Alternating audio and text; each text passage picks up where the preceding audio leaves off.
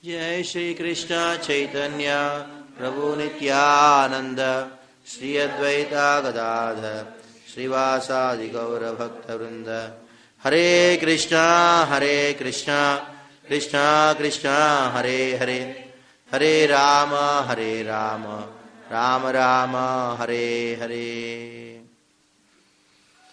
So yesterday, small thing what we did yesterday, a recap of what we did yesterday. Yesterday we started off with this Hare Krishna. It's fine. Enough. It's too much. We started off saying how the Vedic literatures, they are designed in such a way to satisfy the desires of all the living entities in this world.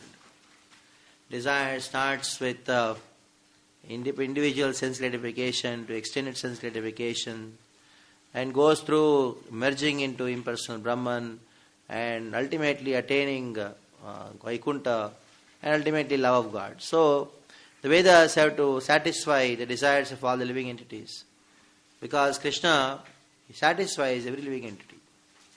That is why Nityo Nityanam Chetanas Chetananam Yeko Bahunam Yo Vidhati Kaman. So scripture says, the Upanishad says, Yo Vidhati Kaman. How does he do? He does it through the Vedas. So he gives the knowledge and he gives the facility, that is this material world, and he gives the knowledge called the Veda, he gives the facility called this material world.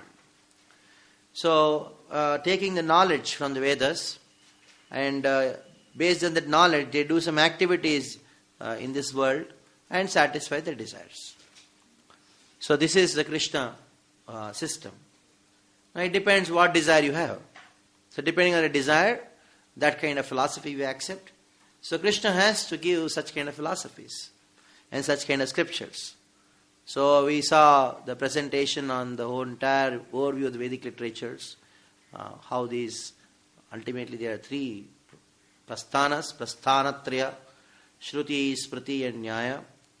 And in the evening session we talked about how there is a position of the six systems of philosophies. The six systems of philosophies, namely Nyaya, Vaisheshika, Sankhya, Yoga, Purvamamsa, Uttarvamamsa.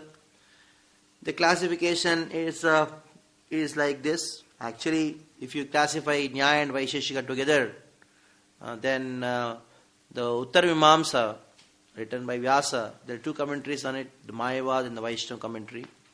So in all, actually 7 are there. If you classify Nyaya Vaisheshikas together, then it becomes 6.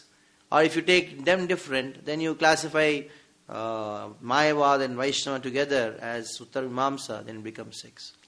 Otherwise, actually it is 7.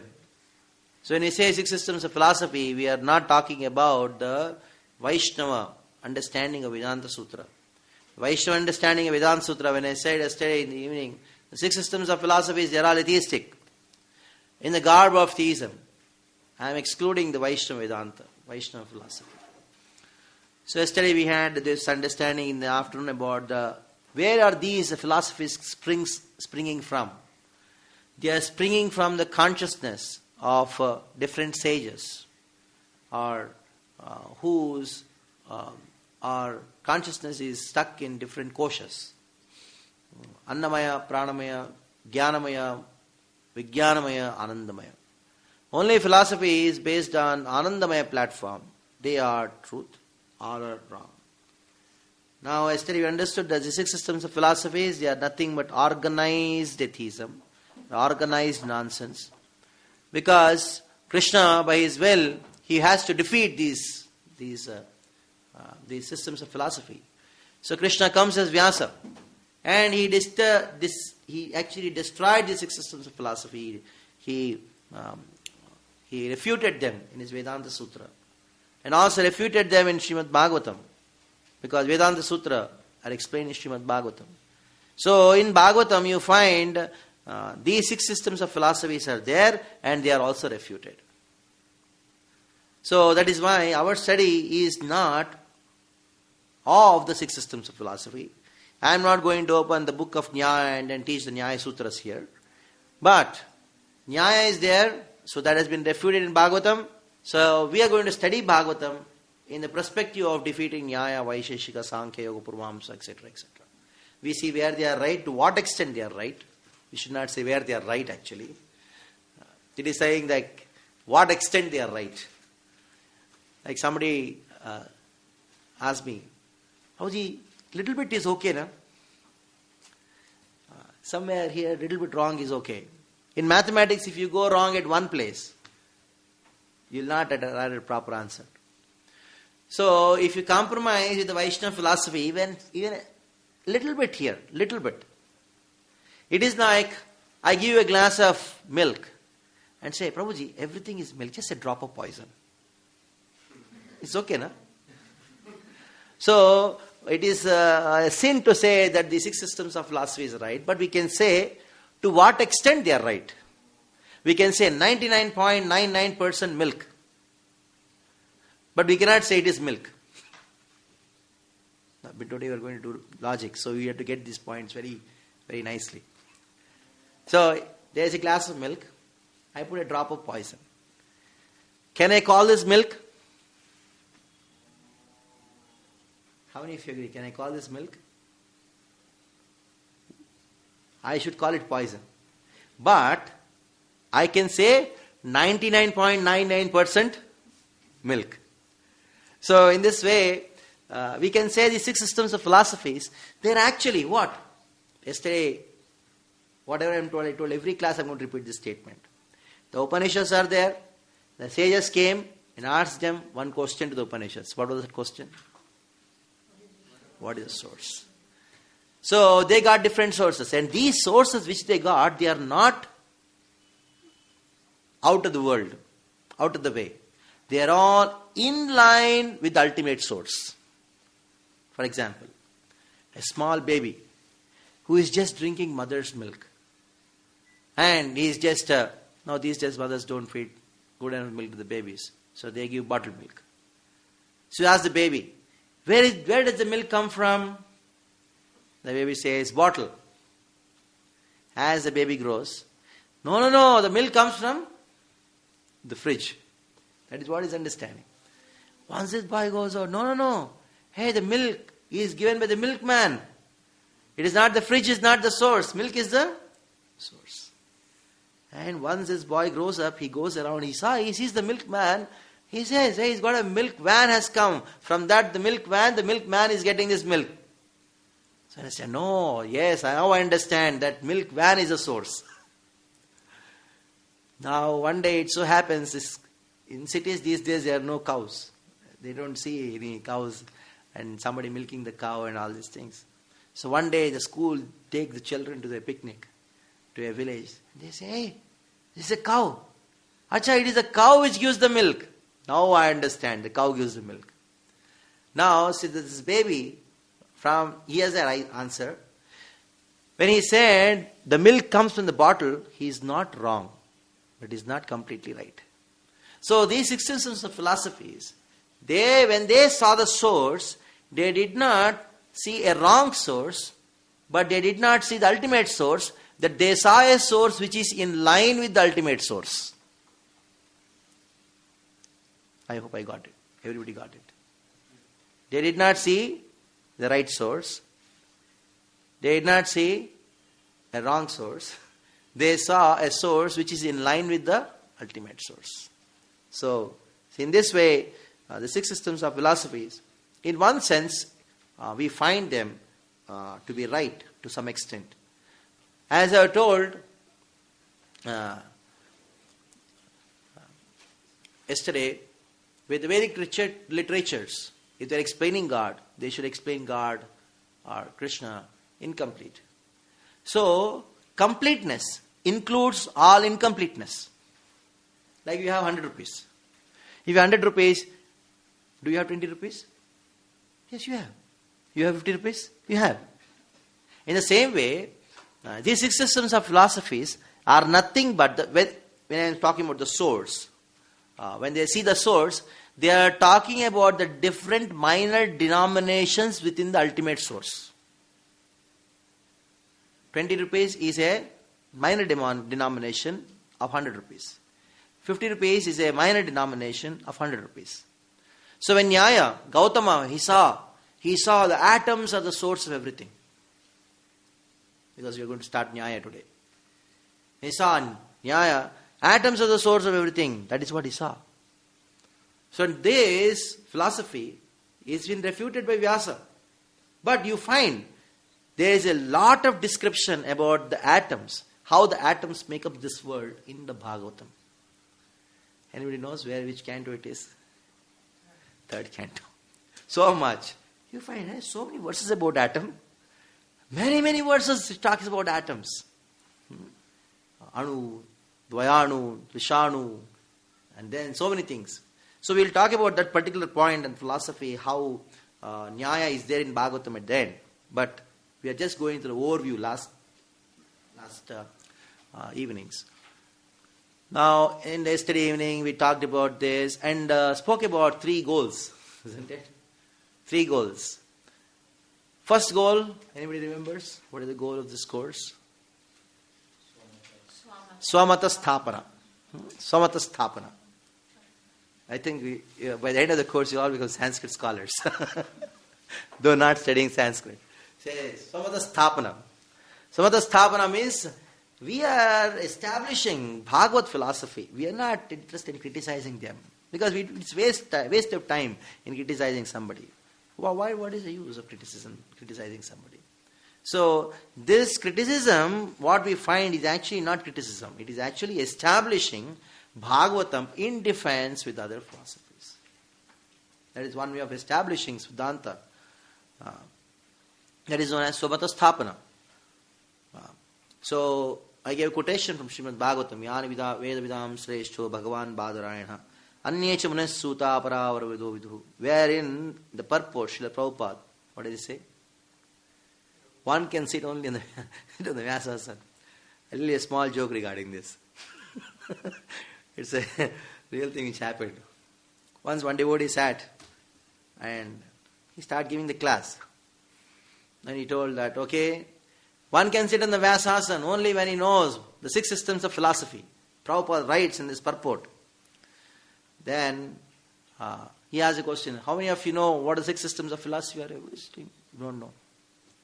Don't know what the 6 systems of philosophy are? I'll tell you. So he took the paper, he was trying to find out where is the note. It so happened there's a fan on top of him, the paper flew off. It is searching. So he could not find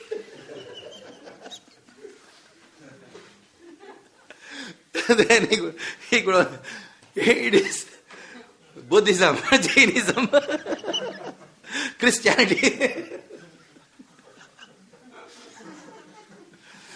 So many a times it happens like this. So we should not be too much. The fan was the cause. Yeah, the fan was the cause. He slip flew off. He made a small slip and flew off. And he cannot tell I made a slip and because he's already sitting in the Vyasasana. Anyhow. So, when Prabhupada says that, it means to say that you can present Bhagavatam very nicely when you know the 6 systems of philosophy. We are not interested in anything other than Bhagavatam. That is for sure. But to present Bhagavatam, something is there helping us, we'll do that. Southern one is what? Paramata Khandana. Paramata Khandana purpose is what? To establish that Bhagavatam has the answer for everything. There is one chapter. 2nd canto, 10th chapter of Bhagavatam.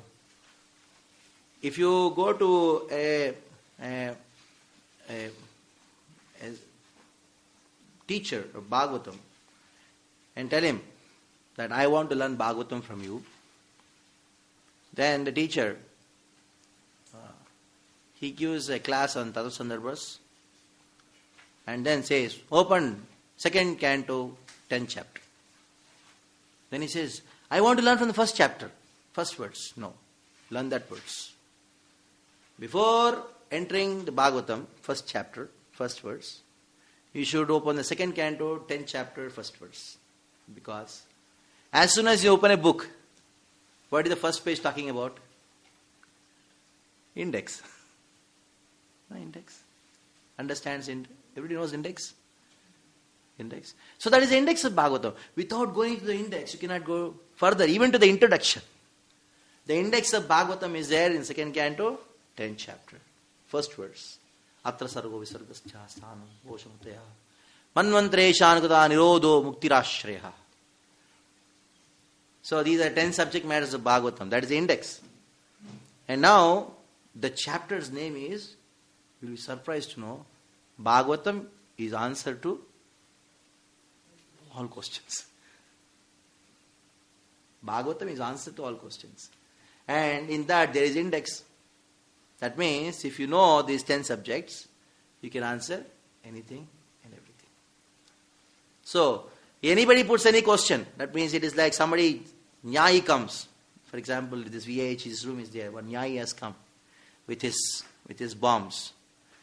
And he say, you have come with your bombs, I'll throw a bomb on you. Like in the Mahabharata, you have weapons. Somebody throws a Nagastra on you. What do you throw? Garudastra. Because Nagas, they run away by seeing Garuda. Somebody throws a Varunastra on you. You throw Agniastra on him.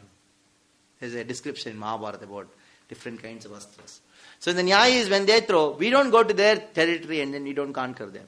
We're not interested in that. We'll just preach Bhagavad philosophy. Come and just want to hear, well and good. Now, if you come and try to show that you are something great, no, we have enough for it.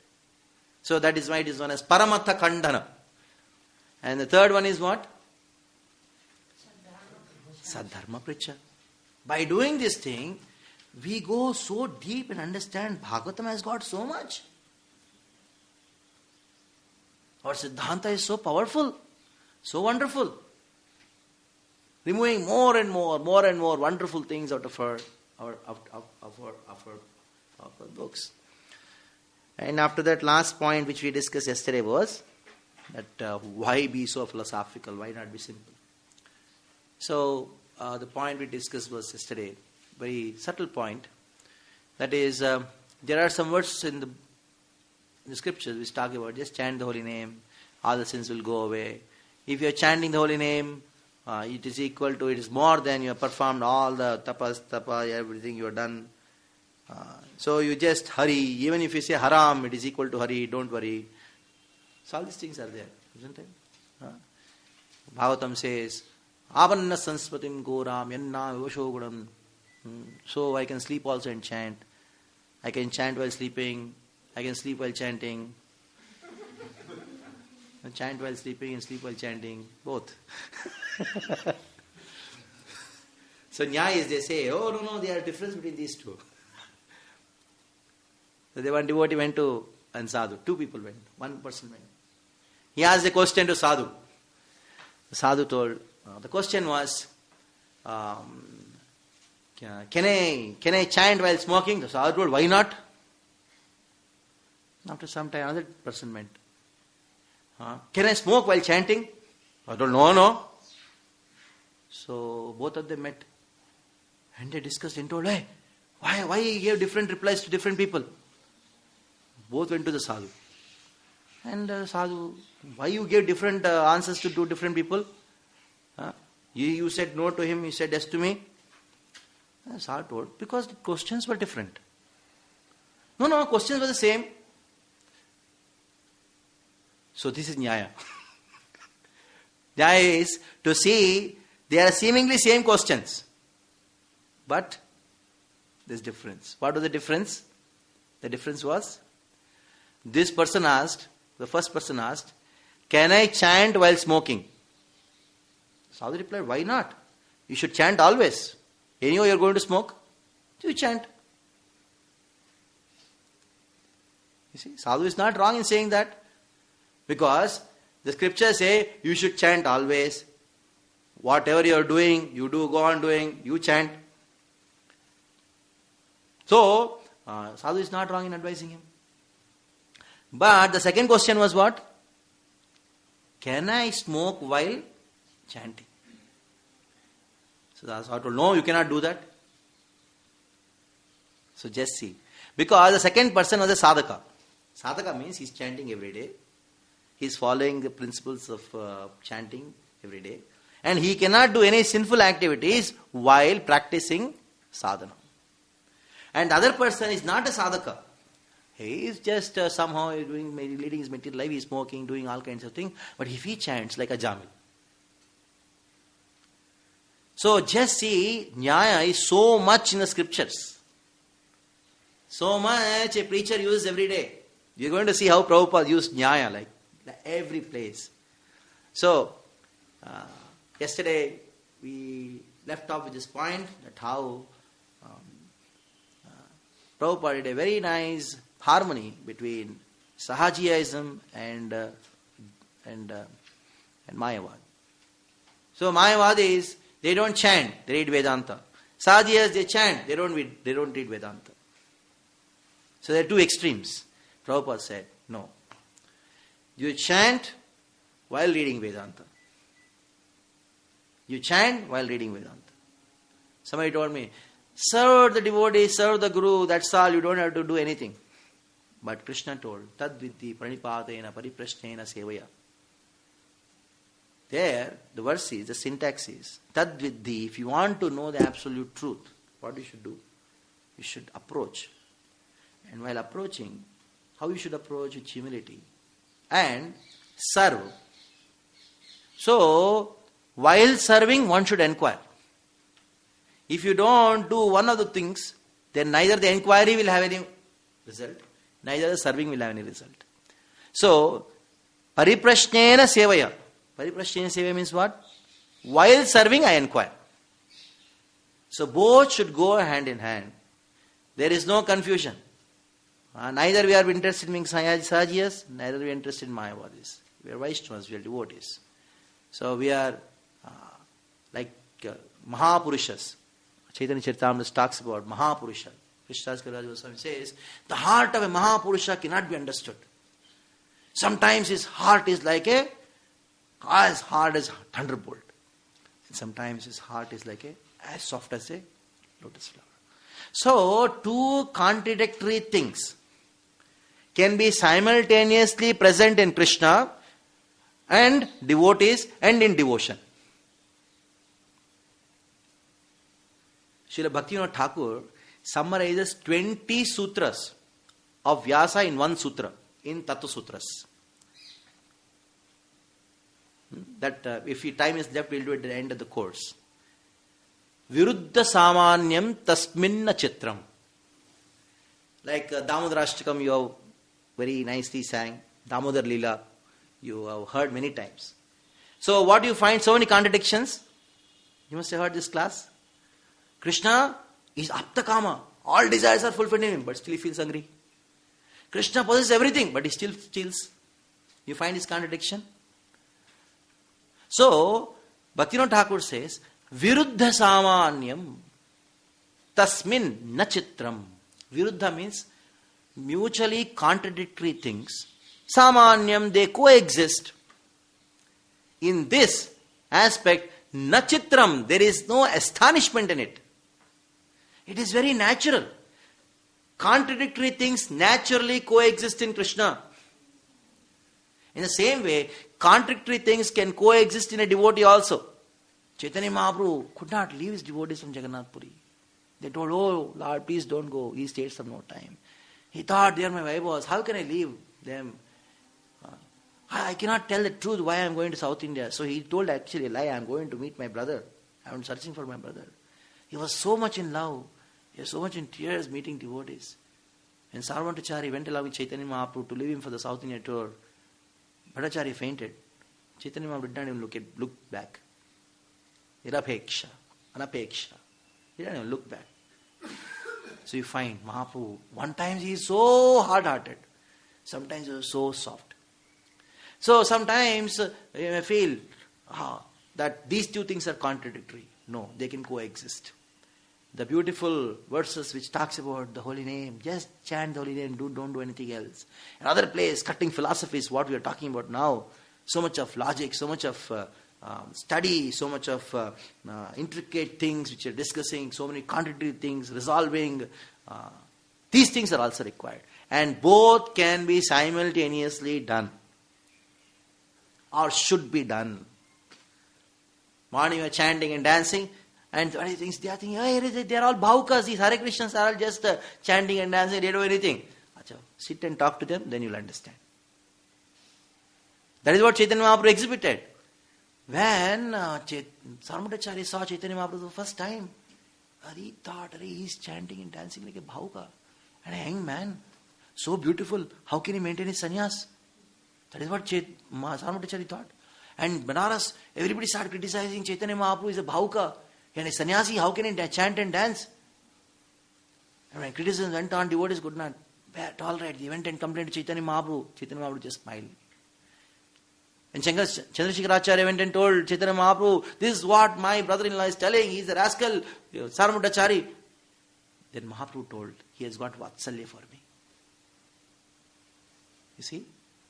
So yesterday we ended the class with all these things. I wanted to tell all these things yesterday only, but we were over time, that's why I did not tell. So, the contradiction, on one extreme you have Sahajism, on extreme Mayavadism. We are neither Mayavadis nor Sahajiyas, we are Vaishnavas. Vaishnavas sometimes show their philosophical face. Immediately chanting and dancing comes, chant and dance. So both should be there.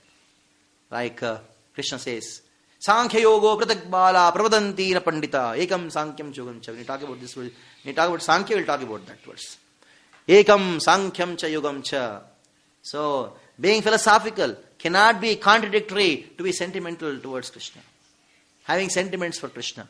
Having sentiments of Krishna and being philosophical, if somebody sees some contradiction, he is Bala. Bala means child. Krishna says this thing. Sankhya yogo pratak. If you see the difference, pratakta means difference. He is a kid. So that is why it is very difficult to understand a devotee. He sits in the Bhagavatam class, he speaks all things, and all of a sudden he falls in the feet of the devotee, like Rupa Goswami. He is just, Vallabhatta said, no, I cannot touch him, he's a great Brahmin. And Vallabhatta told, no, you are chanting the names of the Lord. How can you be low class? And Chaitanya Mahaprabhu told, no, you see, you are Brahmin, leave him aside. Chaitanya Mahaprabhu told Vallabha at that time, indirectly, you cannot understand the heart of Rupa. You speak to him, you will understand. So it happened. Vallabhacharya went and he told Rupa Goswami, please correct this book. He could not even face his disciple, Jiva Goswami.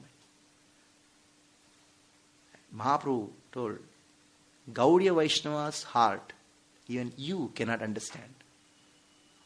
Even you cannot understand. So, all these things were the syllabus for yesterday. We'll start today. Nyaya. We use this word Nyaya everywhere. Especially in India. Now these days, I don't know children, they use this word or not. In my childhood, I still remember. Even says, when a boy speaks a lie or doesn't give a thing which he has taken from him, the friend would come and say, hey, Anyaya, this is Anyaya. Now these days they don't even talk about it. Everybody is doing Anyaya. So where is the question of Nyaya and Anyaya? I still remember in my childhood people, we used to talk like this. If you do like this, paap lagega. You will get sin. But these days children don't talk about these things. Your minimum sanity has completely gone. People were talking about this. This is not Nyaya. This is not good. This is sin. We used to talk, Yama will punish you. All these things were talks. But these days, there is no talk about it at all. There is only Anyaya everywhere. Where is Nyaya? Where is justice? In simple terms, Nyaya means justice. So, I tried my best to do these notes on time, but I could not really do because of so much of pressure. But somehow I'm trying to do the notes as good as possible. My system of presenting this kind of subject matters is question-answer type. You have a question and then you have an answer. I tried starting with Nyaya, but I require at least about 10 to 15 days of total seclusion to do for the entire 6 systems of philosophy. But I could only do for 10% of Nyaya. But still, Maximum I'll try to do. But sometimes else in future I'll finish the entire thing with question answer side type. Otherwise it is very difficult to get this subject if you don't do it in the question answer type. So distinction between Nyaya and Nyaya system of philosophy. The first question itself is little bit confusing. Question itself is so confusing, then what do you speak of answer? Let us resolve the confusion. Somebody asked me, Prabhuji, what is knowledge? I just repeated what Krishna. I told in Bhagavad Gita is knowledge. Where did knowledge come from? Of course, Krishna spoke, that is true. Krishna spoke because Arjuna was confused and he accepted he was confused. If Arjuna wouldn't have not accepted his confusion, do you think Krishna would have spoken? We all know Bhagavad Gita, we all done Bhakti Shastri. The turning point of Bhagavad Gita, what is that? 2:7. Karpanyadosha svabhavaha prachamitvam dharma sammuda chetaha. So, the questions are raised to create confusion in the mind of students. When the confusion is raised and everybody accepts, yes, I am confused, then answer is nothing but the removal of confusion. Removal of doubt, removal of confusion, that is answer. So, the first question, what it is? Distinguish between Nyaya and Nyaya system of philosophy.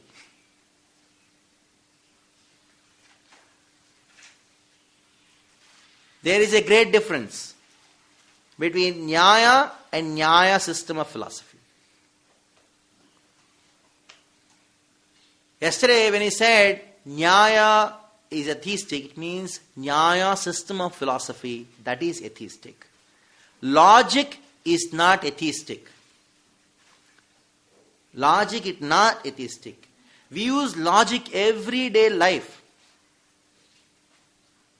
Every understanding, whatever we have in this world, is because of logic. How does a computer function? How many of you done some computer science, did some programming? How does it function? Logic, isn't it? Huh? If yes, go like this, logic, isn't it? So, computer functions for the logic, and this body created by Krishna is the best computer. There is no better computer than this body. Yantra rudhani maya. Krishna says this body is yantra. So how does this yantra function? By logic. So everything is actually functioning according to logic. So logic is not atheistic. Vyasa, he uses logic. Prabhupada used logic. We use logic. Even a child just born understands everything through logic. Spontaneously, the logical program is there in the mind. So we cannot avoid logic. We cannot attain self-realization without logic. Logic is not atheistic. First thing. Nyaya system of philosophy, which accepts logic as a process of self-realization, that is atheistic. Which accepts logic as a process of self-realization, that is atheistic. So, Nyaya system of philosophy means that system of philosophy which accepts logic as a process of self-realization.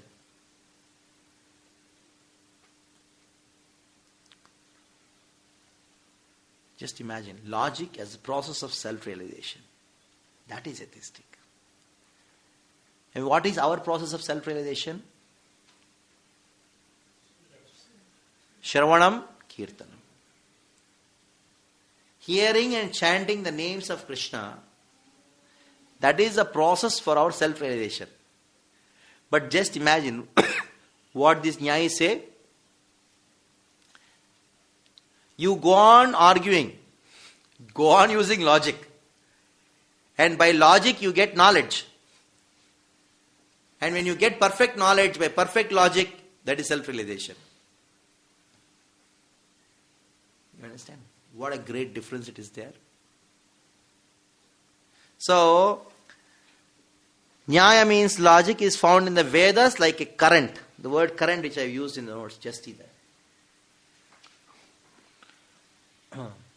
Current means which makes something move, isn't it?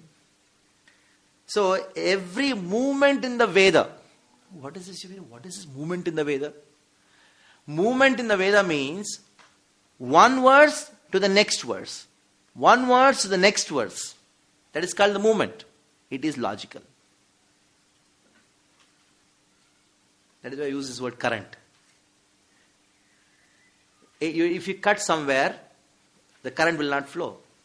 Current is, it flows through. It's like the veins in the Vedic literatures. Bhagavad Gita. One verse is connected to the other verse. One verse is connected to the other verse. First, when you read the Bhagavad Gita, what this verse has got to do with that verse? Yeah, it happens. It came to mind. When I analyzed and studied Bhagavad Gita and proper guidance, I understood, no, this is the connection, this is the connection, this is the connection, this is the connection. So, there is a nice, wonderful thread which is connecting one verse to the other verse, one verse to the other verse. And the connection is by logic. All of you have done Bhakti Shastri. Most of you. When you studied Bhakti Shastri, how you felt? When you read the Bhagavad Gita? You got that connection? You found Srila Vishwanath Thakur sometimes he writes something. In between these two verses, Krishna spoke this to Arjuna. Arjuna might have thought like that. That is why Krishna is answering this. Krishna would be thinking like this. That is why Arjuna is speaking like this. Is it not logic? So, if somebody doesn't use logic, you cannot understand the connections. If you don't understand the connections, you cannot relish. So, logic is found like a current, and all acharyas, including Vyasa and Prabhupada, used logic. Everyone. So, the third point regarding this, Nyaya as a process of self-realization is not the conclusion of Veda. Analyzing the meaning of the word Padartha will not bring self-realization. So that is the difference. So I hope that everyone is clear about the distinction between Nyaya and Nyaya system of philosophy. The Nyaya system of philosophy we don't accept. Nyaya, logic, we accept. What is the proof for that? That one cannot attain self-realization just by logic. The famous verse I quoted here from the Mahabharata, which we use every time.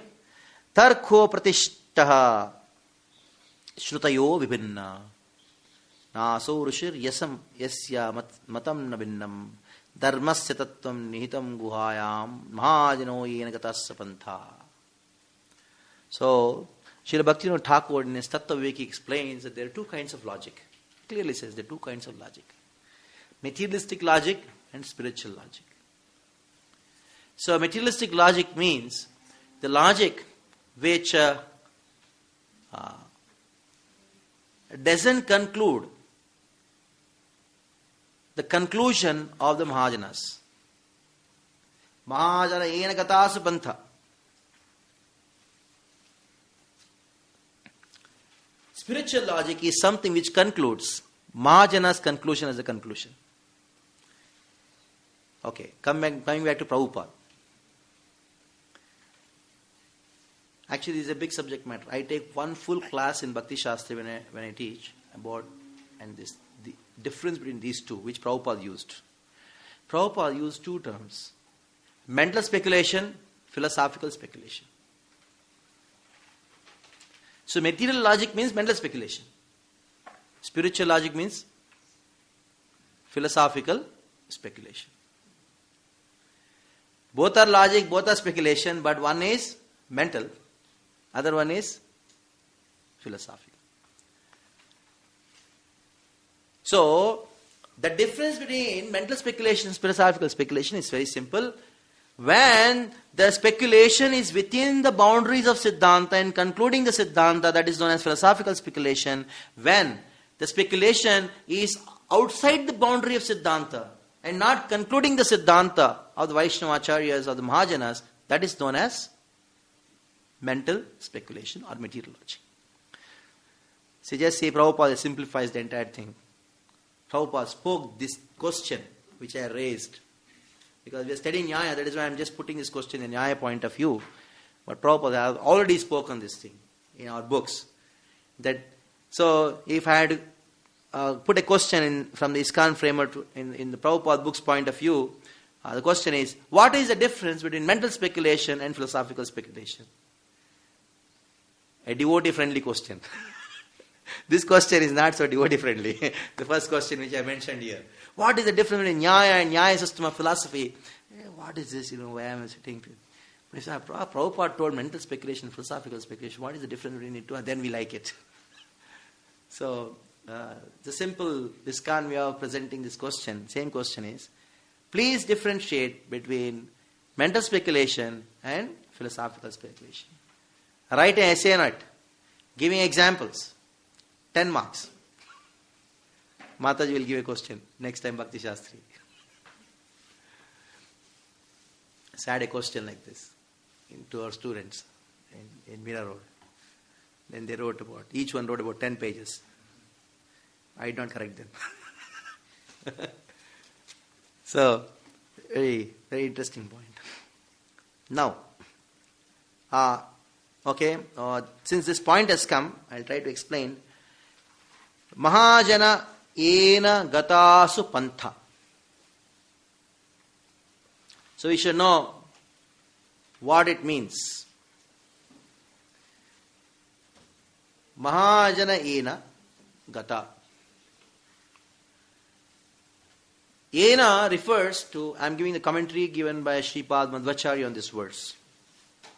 It is additional notes only for you. Ena means whatever they have concluded. Mahajanas, whatever they have concluded. Only those things. Ena refers to only. Whatever is the conclusions of the Mahajanas. Only that thing. Gatha. Those things have been practiced in the past by many sages, many rishis, many devotees. It is very practical. Gata means that. Pantha. The process which every living entity can do and transfers. Mahajana yena gata supantha. Sapantha. So, Sripad Madhvacharya explains, none of the philosophies, apart from the devotional philosophy, but he says, my philosophy, that is Dvaita, of course we accept devotional philosophy, are neither yena, neither gata, neither pantha. Neither yena means what? There is no conclusion in their philosophies. Neither gata, neither nobody practiced it, and nobody can practice it. And he proved in his Siddhanta that in his commentary that wrong philosophies, Shankara and etc., their philosophies, there is no conclusion, number one. Nobody practiced it in the past, and nobody can practice in the future. So, they are useless.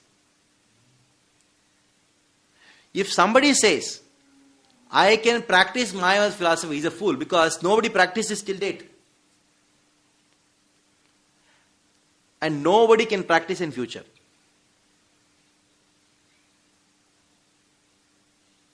So just see, if somebody says, I am practicing Mayavada's philosophy, how can you practice something which is wrong? Or how can you understand something which is wrong? How can you tell somebody to practice something which is wrong? Okay. I'll give you a small example. We all know mathematics. Little bit. When you are solving a mathematics problem, you go wrong somewhere and you give the whole so-called wrong solution, a long 10-page wrong solution, and give it to somebody and say, understand it. Something which is wrong can never be understood and can be no conclusion. So using these three words, you see Madhva, he made the entire non-devotional materialistic philosophies just a big kachara. If something is not, nobody has practiced, including you yourself not practiced, what kind of preaching you can give? And how can you tell somebody to practice this because it is impractical? And how can you tell somebody to understand this because it is something wrong? Everybody understands the Mayavad philosophy. And I myself don't understand. What is this? Everybody please understand this philosophy. Like Prabhupada, somewhere in the conversations I heard, he told that the Christ is the first and the last Christian. Jesus is the first and the last Christian. Because it is, there is no gata, there is no panta. Even it is there, but it is not understood properly. So, Mahajana, Yena, Gata, Panta. These three things should be there for a philosophy to be practiced. They should be proper conclusions. That is why if you go and then read any Mayavadi book, see, I have read them. That is why I know. Before joining ISKCON, before I got Prabhupada Bhagavad Gita as it is, I read Jaddu Krishnamurti, I read Vivekananda, I Yogananda, but I was not able to understand what they want to say. And this is not my own experience. This is the experience of a person who stayed in Ramakrishna Math for 20 years. 20 years. It's not a joke. A strict brahmachari. 20 years is practicing in Ramakrishna Math. I went and told this is my problem in Mysore Ramakrishna Math. That's my birthplace. So before I joined ISKCON, I was just reading this Ramakrishna Math thing. And I went there and I asked, he said, I'm reading it, I'm not able to understand. That person told, I'm here for 20 years, I also did not understand. And Prabhupada, when he had a discussion with some great big Brahmins and who were from South India, Hyderabad, all the Brahmins were talking this. Prabhupada asked, do you know Brahman, God? They don't know Brahman, it's such a complicated topic, it's so difficult, you cannot tell like this, all this things. And Prabhupada called Saraswati, that small girl, Malti Mati's daughter. She was just playing around and called Prabhupada, who is the Supreme Personality of Godhead? She told, Krishna is the Supreme Personality of Godhead. And Prabhupada gave some prasad and she said, Prabhupada told, this girl knows who is God. Conclusions. Somebody went to Shivananda Swami and asked Shivananda. You know Shivananda? In Haridwar, he's got a bit Divine Life Society. He is the producer of all the modern sannyasis, which India is, whether it is Chinmayananda or any Ananda. All the Anandas are coming from their ashram. He is a very strictly trained sannyasis there. Went to Shivananda and asked, I want to learn the conclusions of our Vedic philosophy. Then he told, go to his Divine Grace A.C. Bhaktivedanta Swami Prabhupada. He told that. If you want to know the conclusions, go there. Here we only beat around the bush. In English they are saying, beat around the bush. So, this Madhva's commentary directly quote to quote. So, just see how the acharyas are. They make the nonsense philosophy so kachra. At least we give some value to it. But they don't even give any value to it. They say, Yena, Gata and Panta. Using these three words, of these words from Mahabharata. It's not even from Bhagavatam. It is not from Vedanta Sutra. It is from Mahabharata. Mahabharata is itihasa. Itihasa is what? It is meant for Shudras, women and children. That's why Vyasa wrote. By using these three words, Vyasa or Madhva, he bombards. He says, they are neither Ena, nor Gata, nor Panta. Okay, going further. Who has established a system of Nyaya? As I told yesterday, the Nyaya, logic, was there, here and there, haphazard. But Gautama, he took what was existing and made it into a system. Before Gautama established the system of Nyaya, logic was there. But it was like some here, some there, like this. It was one paper. Like you have a book, you're scattered everywhere. And you go and then take the papers and then make a book out of it. In the same way, logic was scattered here and there. And he made Nyaya as a system. That is why Gautama's name became prominent. Who is Gautama? We all know Gautama very well. Gautama Rishi. How many of you, anybody belong to Gautama Gotra? In the Purvashrama and before taking initiation? No? Anybody? Okay. Like in India, if you go to Jagannath Puri, they say, hey, what is your Gotra? Every time I go there, they think I am a foreigner. They ask me, hey, Gotra kya hai? Gotra kya hai? Then I have to tell my Gotra and all these things, and then they say, okay, go. So, Gautama, there is a line of predecessors coming from Gautama. And we all know in Ramayana, Ahalya, one of the Pativratas. Ahalya, Draupadi, Sita, Tara, Mandodari, they are all great Pativratas. Ahalya is one of the Pativrata. And Gautama is the husband of Ahalya. Husband of Ahalya. Generally, wife is known through husband. But because of her Pativratatva, because of her chastity, Gautama is known through Ahalya. It so happened that Indra came in the disguise of Gautama, and then he went into Gautama's house. Ahalya was alone. And Gautama came and he saw, hey, you Indra, how did you come? And immediately he cursed Indra. He cursed Indra that you are such a lusty person.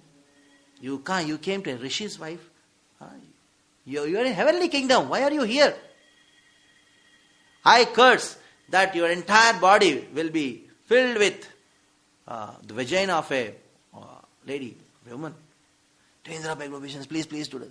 It was okay. Your eyes will become, your body will become eyes. So Indra has got full body, full of eyes.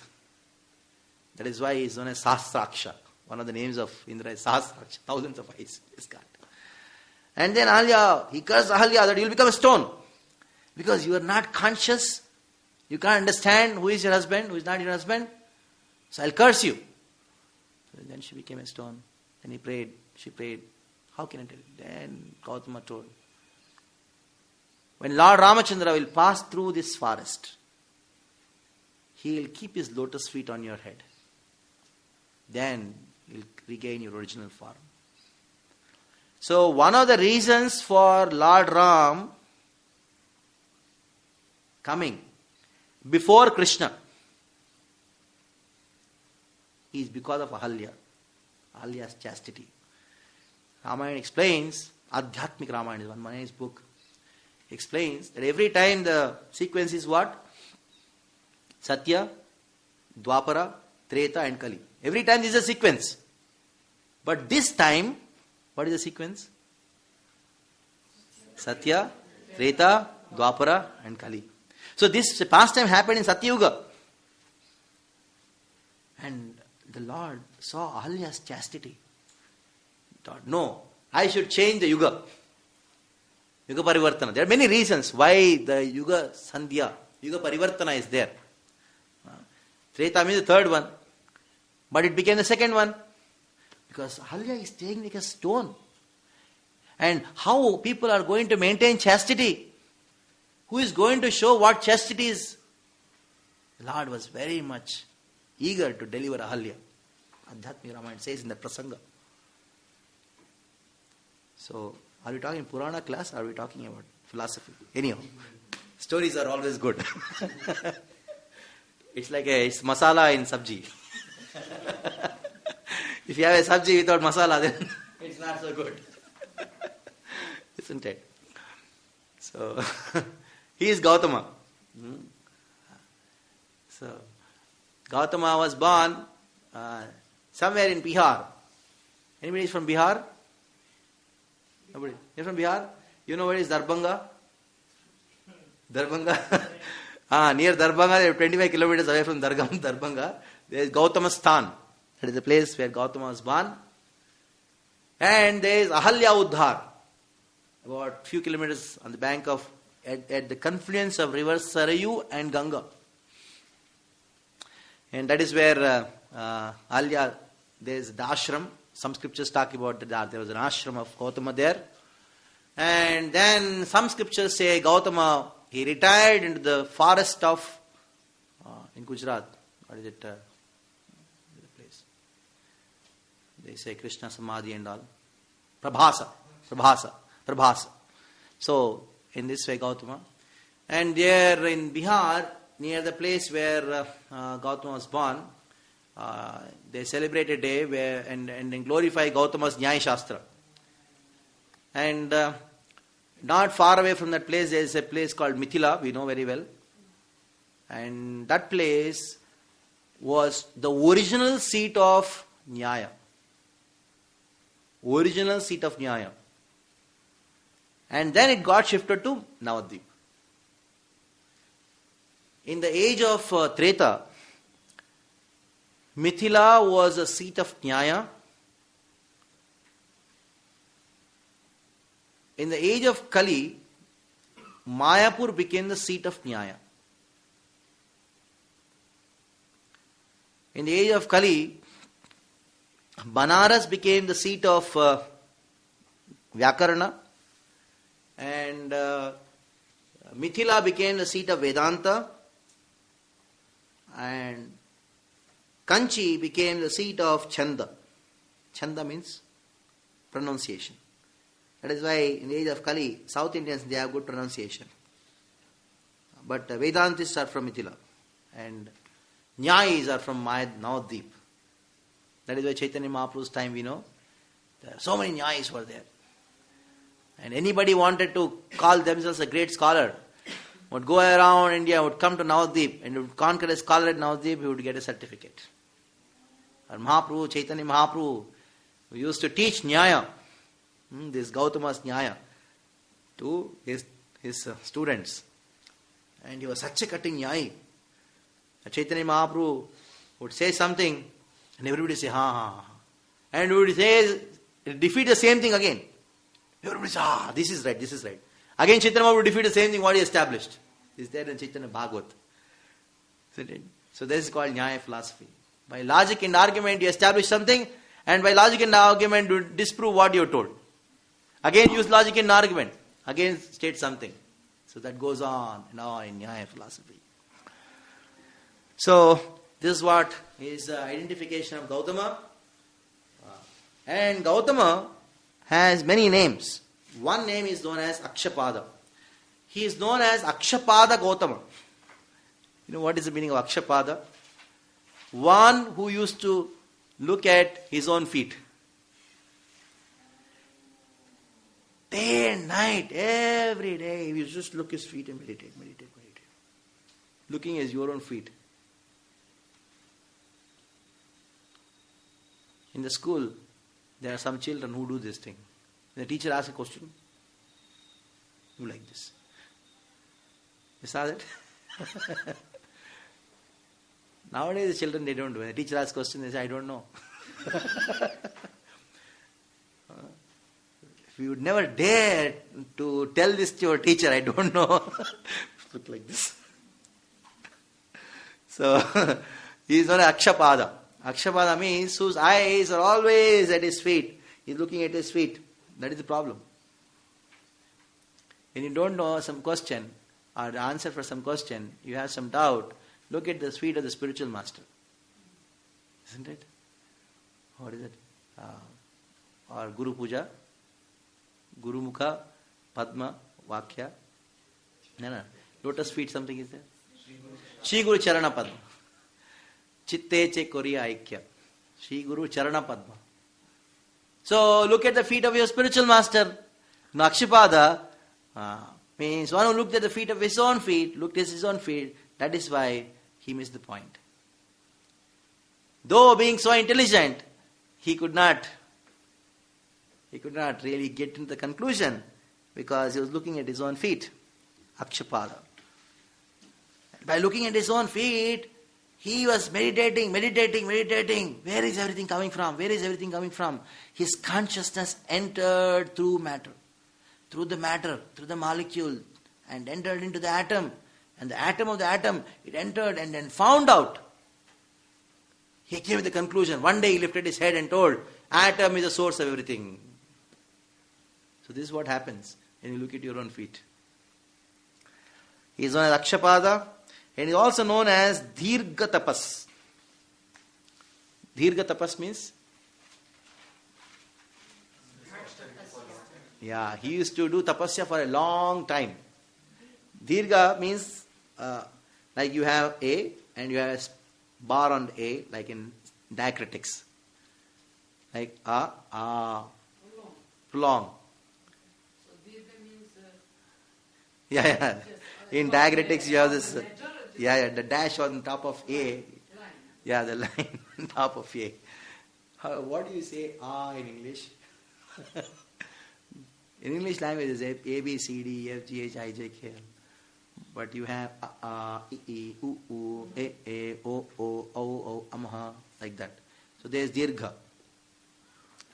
So Dirgha Tapas. Long years used to do tapasya. Dirgha Tapas. Now, there is a commentator on this philosophy named Vatsyayana. He wrote a commentary on the Nyaya Sutras. On the system of philosophy, in every system you add sutra, that is the name of their book. Gautama wrote Nyaya Sutras. Kannada wrote Vaisheshika Sutras. Vyasa wrote Vyasa Sutras or Badarayana Sutras or Brahma Sutras. Kapila wrote Sankhya Sutras. Add sutra, then that becomes the name of their book. There is no special name. So Gautama wrote Nyaya Sutras. Anybody explain to me what is the meaning of sutra? Okay, in simple terms, formula. Very good. A lot of meaning condensed into Short aphorism. short. Minimum number of words. That is known as sutra. Minimum number of words. That is known as sutra. A lot of meaning condensed into a minimum number of words. That is known as sutra. So sutras, it requires a commentary. Without commentary, you cannot understand sutras. A layman cannot understand sutras. Like if you give a mathematics formula to somebody and say understand, he will not be able to understand. Only mathematician has to explain. Unlike a formula, there is a big formula, alpha, beta, gamma, and so many squares, that, this, so many things are there. They give you one formula. Hey, what is this? But for that, you require a mathematician or a physicist to explain the entire thing. So they are sutras. So Vatsyayana's commentary is the foremost commentary on the Nyaya Sutras. What are the other names of the philosophy? There are so many other names given to this philosophy. Nyaya Vidya, the science of logic and reasoning.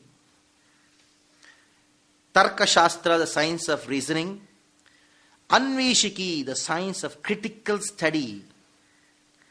And before Gautama, is a wrong English there. Before Gautama means, I should not say before Gautama. Before the time of Gautama, or before is not a proper word for that. Anyhow, understand and try to put it in English in order to get the proper word. Means before Gautama appeared, this same thing was known as Anveshiki. Before Gautama appeared, this Nyaya Shastra had two divisions. One is known as Anveshiki, other is known as Darshana. One is known as Anveshiki, other is known as Darshana.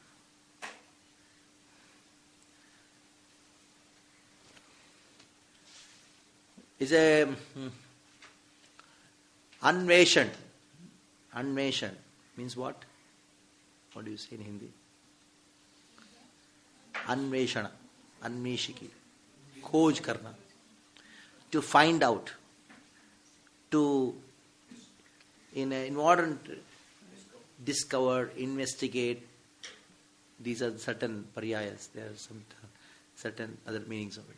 Anvishi means to explore. These are the meanings. Anveshana, Anvishiki. So the philosophical side, the logical side is known as Anveshiki, and the Siddhanta side, the philosophical side is known as Darshana. So before Gautama, people were very expert in Anveshiki and Darshana. And Akshapada system, another system, is by his name, Akshapada system. Okay, what is a summary of Nyaya philosophy? Attain knowledge by discriminating valid knowledge from invalid knowledge by logic. So according to Gautama, there are two kinds of knowledge. Valid knowledge and invalid knowledge. Technically known as prama and aprama. So the word pramana comes from the word prama. Prama is a dhatu for pramana. So pramana means valid knowledge. So prama and aprama means invalid knowledge. Now how do you identify what is valid and invalid? The process of identifying valid knowledge from invalid knowledge is known as logic.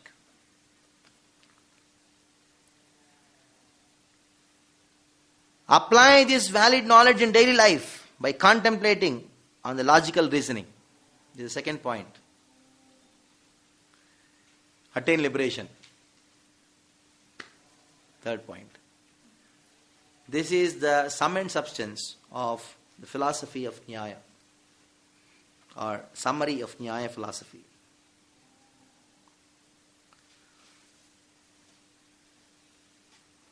What are... Just remove that question. This fifth question, just strike it out. That is there in the sixth one. There's computer numbering problem comes sometimes. I don't know how to use that. Put the numbers and it becomes happens. So now, the very first sutra of Nyaya, Nyaya Sutras, very first sutra, it says, there are 16 knowable objects known as padarthas. The entire philosophy is just based on 16 padarthas.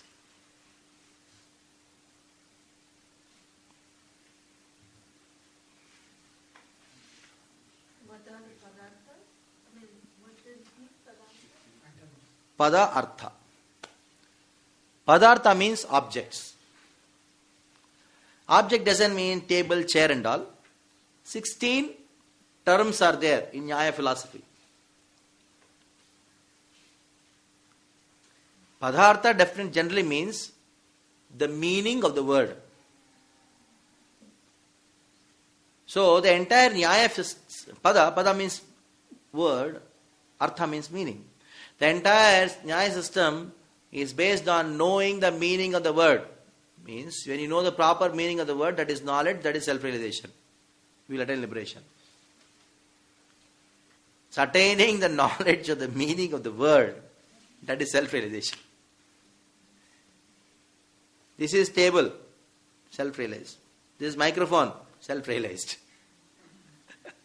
Like that. So there are 16. You should know the 16 and what the 16 mean, and apply the 16, you will get self-realization. By which everything will be known, you will not suffer anymore. Now what are they? I'll just read the names and then try to explain each one. Pramana, Prameya, Samshaya, Prayojana, Drishtanta, Siddhanta, Avayava, Tarka, Nirnaya, Vada, Jalpa, Vitanda, Hetu Abhasha, Chala, Jati, Nigrahasthana. Because pronunciation may not be really proper if you just read this thing because diacritics are not there. So that is why I'm reading these things one by one. So I'm just read in one line, so you may not be able to get everything together, but one. First, pramana. The second one is prameya. These two are we are conversant with these two. Those who have done Bhakti Shastri should have been conversant with these two terms. To give you a small example, what is pramana and what is prameya? Pramana is a scale, prameya is the line. Pramana is the scale, prameya is the line. The object to be measured. The object to be measured is the line that is known as prameya. Means object to be known, object to be measured, that is known as prameya.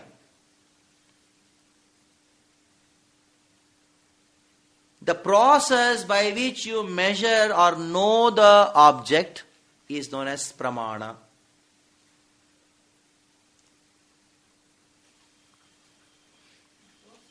The process by which we know the object is known as pramana.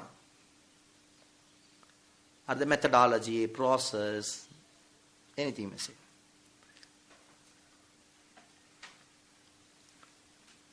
To be more philosophical in the Western philosophical terminologies, pramana means epistemology. If you read this Western philosophical epistemology of the Indian, they talk all these things.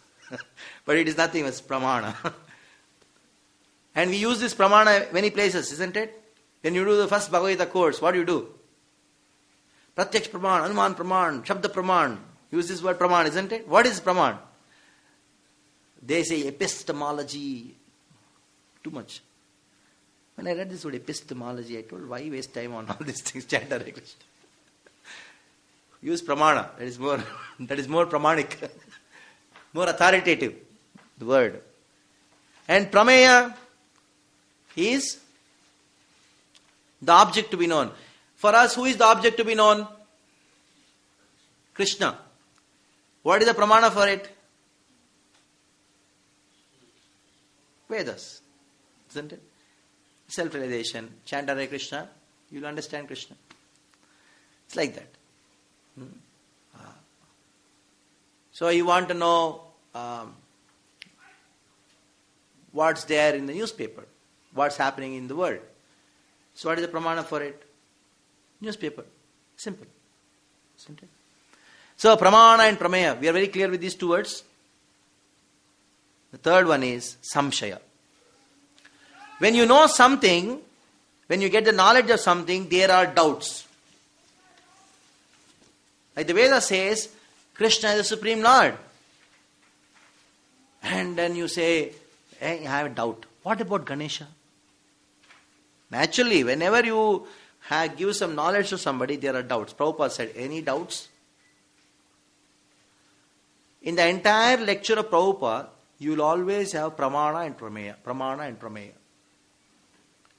The pramana. Every verse Prabhupada quotes in his lecture on his book is pramana. And between the verses there will be prameya. Object or things to be known. How many of you have studied Prabhupada books and realized the entire purport of Prabhupada is nothing but the translations of many verses? Realize it? So, it is nothing but there is a verse. Translation is what? I want to know the translation. So you want to know the translation of this verse, you need pramana for it. Just by having many pramanas, prameya is understood. That is why Prabhupada says, just here, you will understand. Isn't it? So, pramana and prameya. It is used in our, it is not something new. It is there. It is there in the Veda, this pramana, prameya. And then after the entire lecture, Prabhupada says, any doubts? That is what? Samshaya. See how Gautama has organized everything. But isn't it? Any doubts? It is a standard way of presenting anything. Where did it go? Samshaya means what? Any doubt.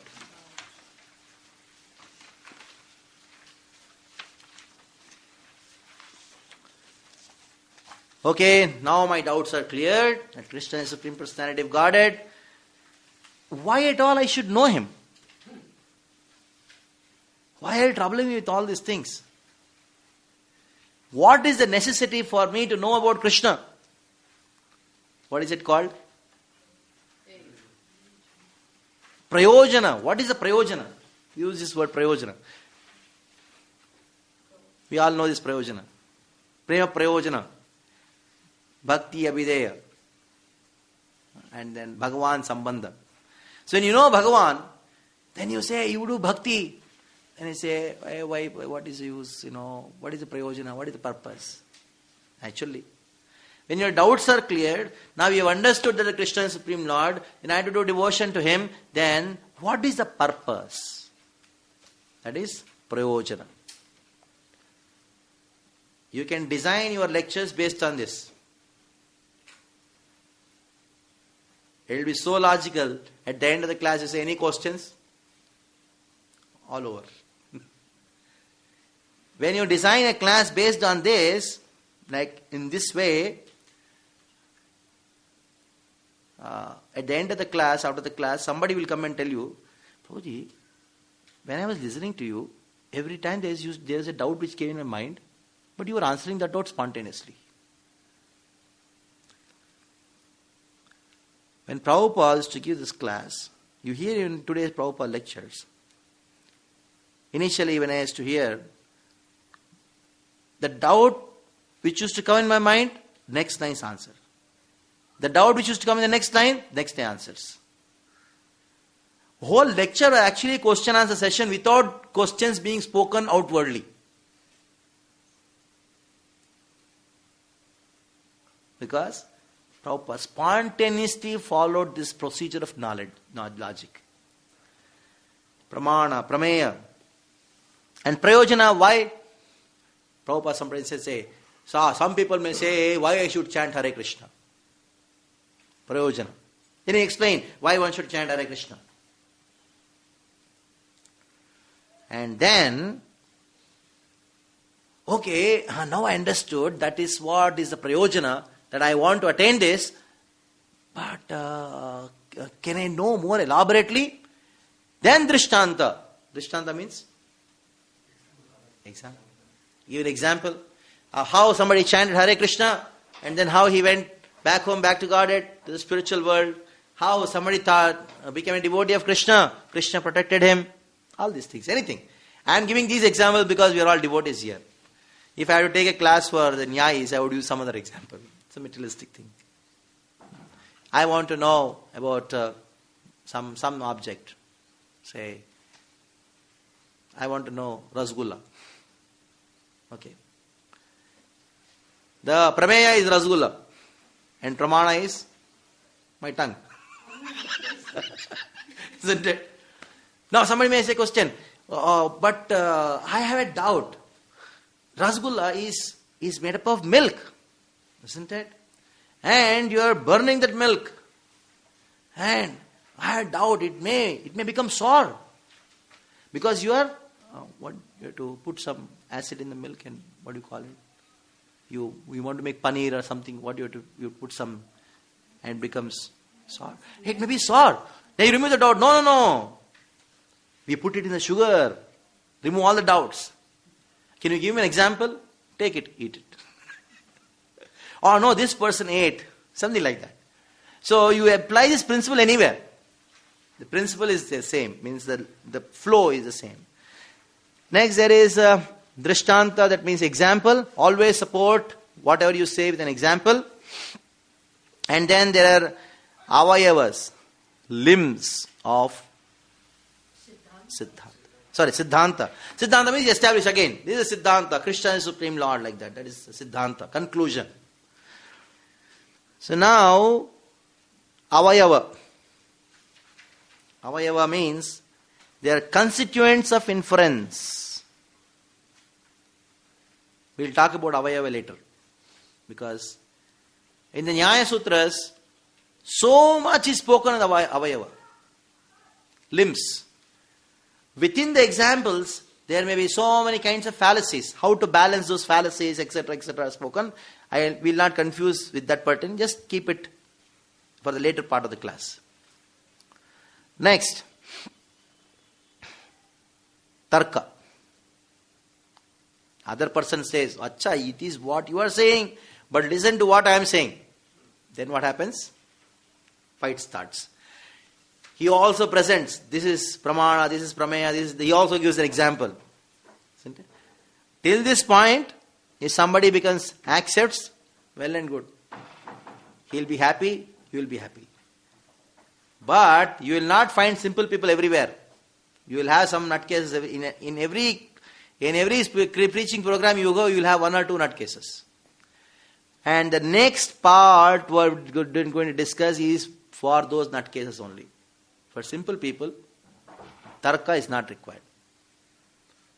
But nutcases means, no, why I should accept this? Then tarka.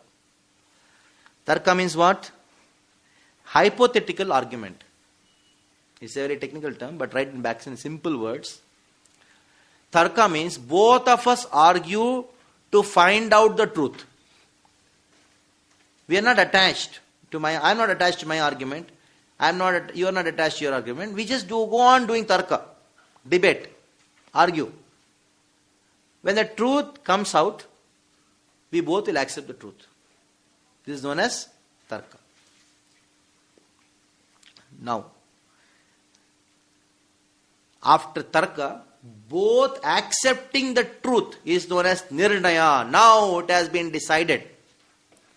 This used to happen a lot. Even among the Vaishnava schools also it used to happen. But now nobody has such brains to do that. Tarka is to happen. And in the rules of tarka, there are so many rules of tarka. Sometime I'll try to explain that. There are so many cultural rules which are followed. When both the opponents come or who are doing tarka, they respect each other's guru. One rule is, you should never criticize his guru, he will never criticize your guru. Never. Both will never criticize each other's scriptures.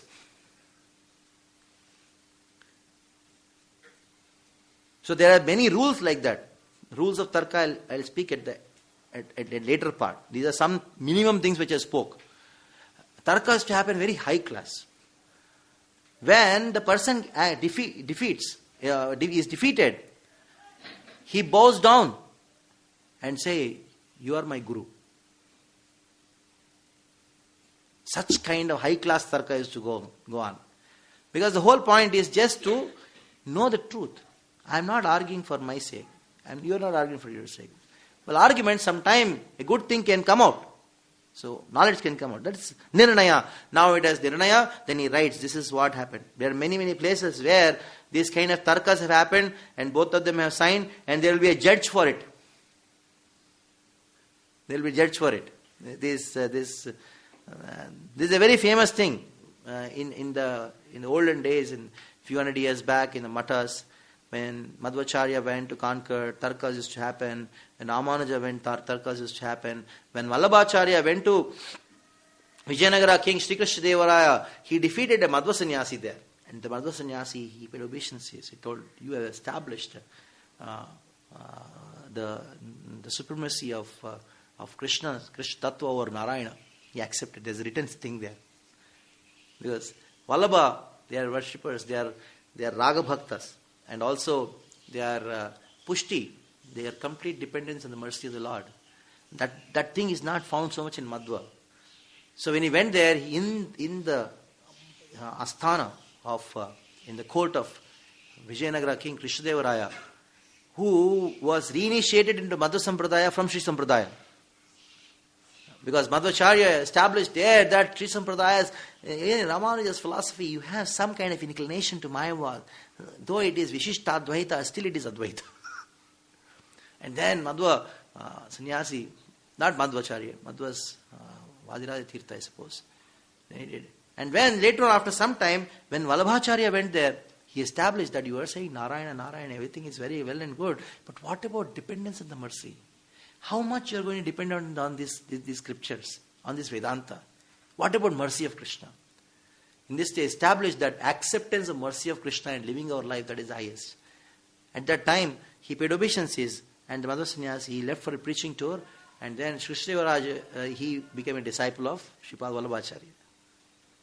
Even in the Vaishnava Sannyasis, the culture is followed and the tarka happens. So, and when the tarka goes on, the audience there, they release both their arguments. It is actually one kind of Shravan Kirtan. So that kind of culture has to establish. Sometimes after the Bhagavatam class, tarka happens among devotees also. But at that time, that culture, if it is followed, then the tarka, it churns, and then more nectar comes. Like Sukadeva Goswami asking question to Parikshit Maharaj, when the Rasa Leela is described. How is it possible that Krishna did this thing? And actually, there's all a kind of tarka. He said, no, he's beyond the modes. Then Sukadeva Goswami explains. So a question answer session is also one kind of tarka. Not exactly tarka, it's also one kind of tarka. Because in question answer session, one is elevated, other is a student. But in tarka, both are on the same platform. And it's only a mild difference. So now after tarka, the nirnaya is there. Nirnaya means both accept that conclusion which came out of the tarka. And there is vada. Vada means discussion. Now, from here onward starts for more crooked people. After the conclusion is there, if somebody doesn't accept, then you should understand that you have to do something now. Then you have to start vada. Further the discussion. And then it starts jalpa.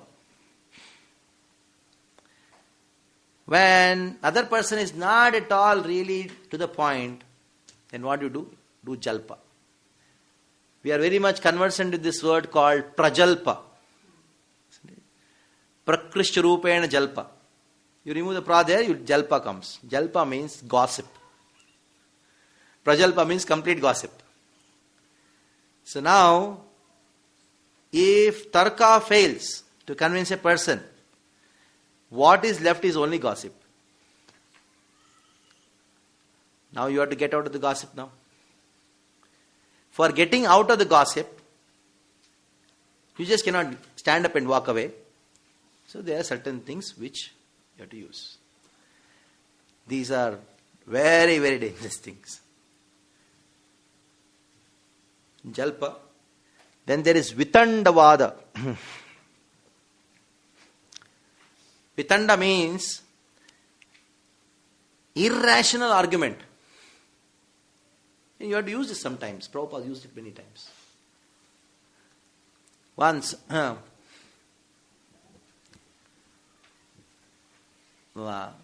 somebody came to Prabhupada. And then, so here, this Jalpa, and Vitanda, Vitandavada and Tarka, the difference is, in Vitandavada, you want to establish your point. Because you know he's completely useless, he's just doing gossip. So I'll establish my point. How do I do that? Somebody came to Prabhupada and asked Prabhupada, Prabhupada, you have initiated woman. Why did you do that? Is the question to be asked to an Acharya. Then Prabhupada told, no, I did not initiate woman. Then he was shocked. This is known as Vitandavada. Vitandavada means just say no. What you are saying. What you are speaking is nonsense. Just tell that. Then told, no, I saw your disciples. Then Prabhupada told, I told you, I did not mention woman. No, I saw. Then Prabhupada told, have you been to America? Then this person told, no, I have not been to America. In America, there are no women.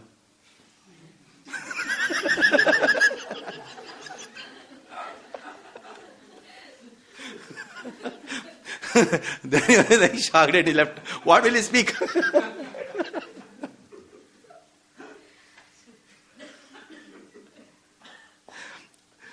So then he told that in America, you've not been there, you don't know what it is, yet you are talking all these things to me. At least go and visit, see the place, what I have done. And then you talk. Actually, you don't have any authority to talk. Get lost from here. So you cannot tell this, get lost from here. This is another way of telling get lost. Isn't it? So many a times, when you find such people, these are very big tools to be used. And then, Vitandavada. Other one is Hetu Abhasha. Hetu Abhasha is telling a lie. Abhasha means lie. Don't mistake, Prabhupada used this word. He used this a lot. One reporter, as soon as Prabhupada landed in London, he asked Prabhupada, Swamiji, how many disciples you have in the world? Prabhupada told, full time, 4,000. At that time, Prabhupada did not even have 6. He did not even have 6 people. First time he is landing in London and he is asking, how many disciples you have? Prabhupada, 4,000. It is a stupid question. First time he is coming to London. The report is asking, 4,000. He walked. So you cannot tell a reporter, I don't have anybody. 4,000 and go further. Like it happens in Rath Yatra. How many people attended Rath Yatra? 1 lakh people came, 50,000 plates of prasadam distributed. Not even 2,000 have come. Isn't it? How many of you do that? I've done that in Rath Yatra press interviews. Especially, you should bluff to the press reporters. Because they are not coming for self-realization to you. And neither you have to give the exact figure. Just tell them. It is like a child coming and asking, how many kilos is this elephant? Like the father says, 2,000 kilos. Child, chalo, school chalo. You see, those. So, and our Gautama, in the system, he goes to so deep and a deep explaining all these things. He says, when you get into such people, you need to use these things. If you don't use these things, then you will be wasting your time. Just imagine. Gautama himself says, you will waste your time. That is why these things are like a tool. There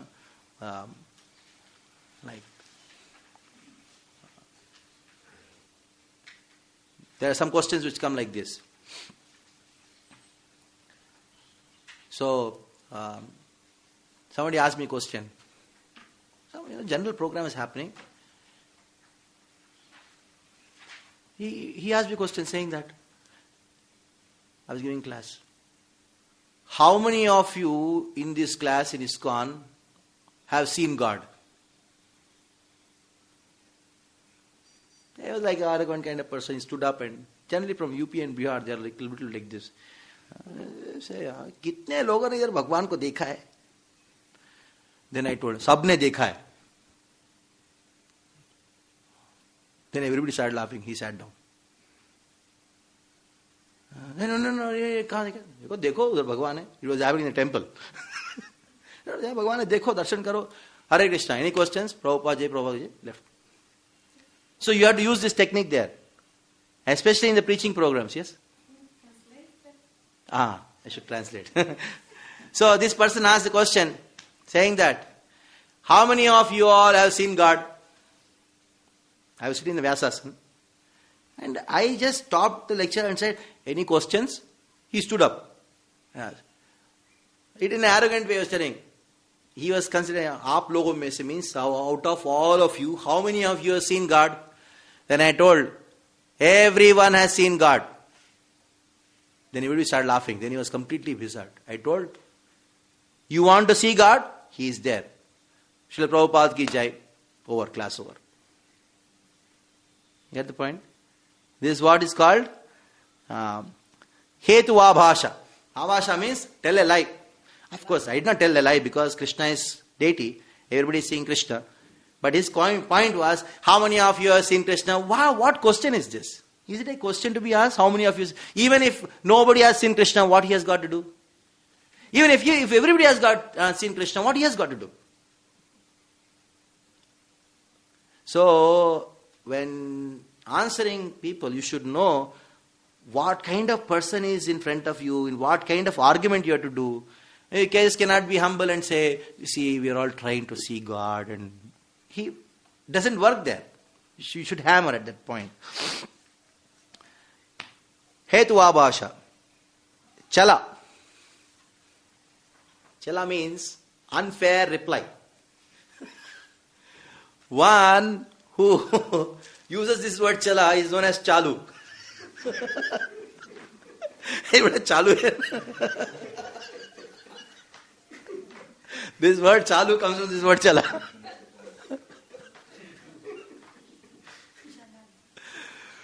So, like that, Prabhupada used to also this chala. He completely, he just mesmerizes people. If you read these conversations of Prabhupada's devotees, then you will find many of these things like this. Many. So many are coming, I cannot even tell one also in the mind. Sometimes somebody would say something to Prabhupada, or say something, or ask a question. And Prabhupada would say, anything else? Any more questions? That means was, your questions are so useless, it is not even fit to be answered. So no more discussions. Anything else? That is known as chala. Chala means unfair reply. Either you don't give a reply or unfair reply. This is known as chala. And jati.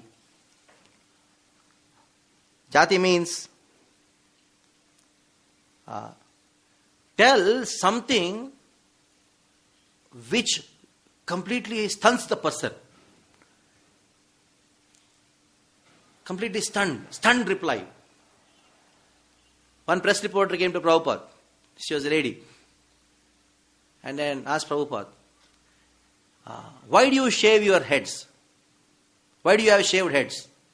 Prabhupada told, why do you have bare legs? Stunned reply.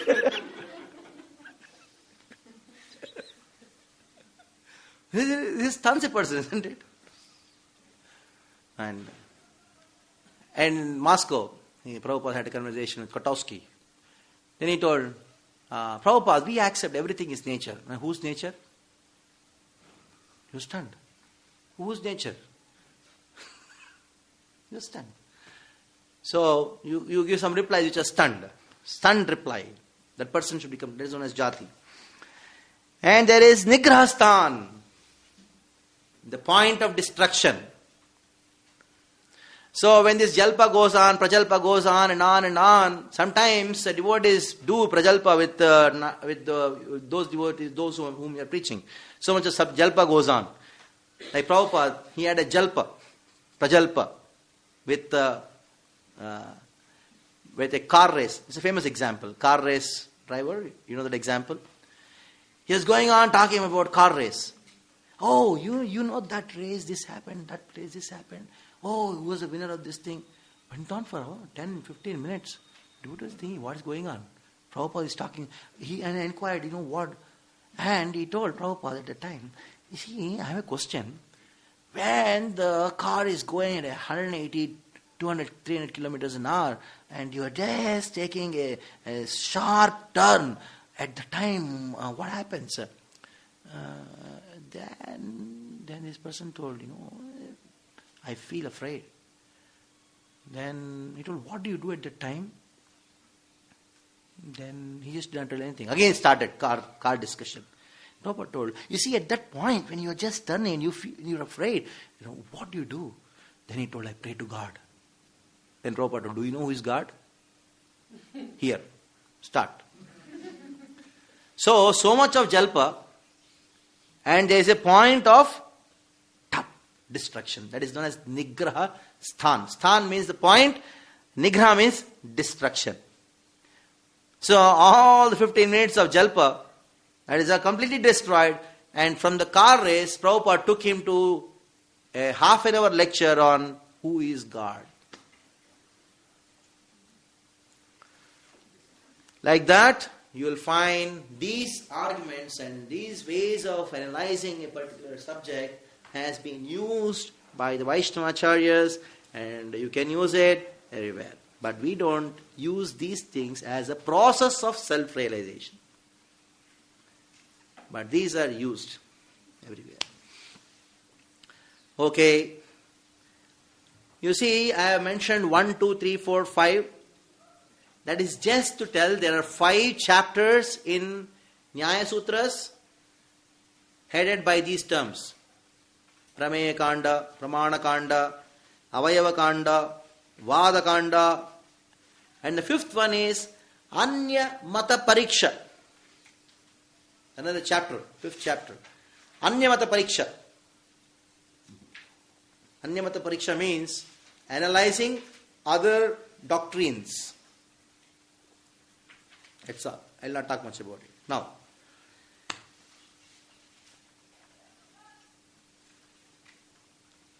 in Nyaya system of philosophy, the most emphasized thing is pramana. He goes into so much details of pramana. 50% of Nyaya Sutras is only pramana. In Vaisheshikas, prameya are explained very elaborately. In Nyaya Sutras, pramanas are explained very elaborately. In Vaisheshika. Nyaya and Vaisheshika, that we'll talk about it later, but the primary difference between these two is this. Rest are all same. Pramanas are explained very nicely in Nyaya and elaborately, and Prameyas are explained in Vaisheshika. Okay. We all know how many Pramanas we accept? 3. What are they? Pratyaksha, Anuman, and Shabda. Okay? And along with these 3, put one more.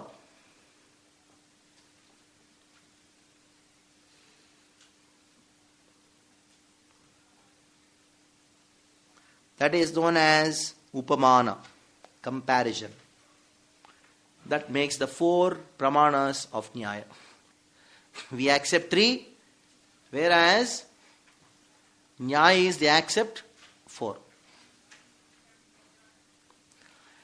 And under each Pramana, there are subdivisions. First is Pratyaksha, that is perception.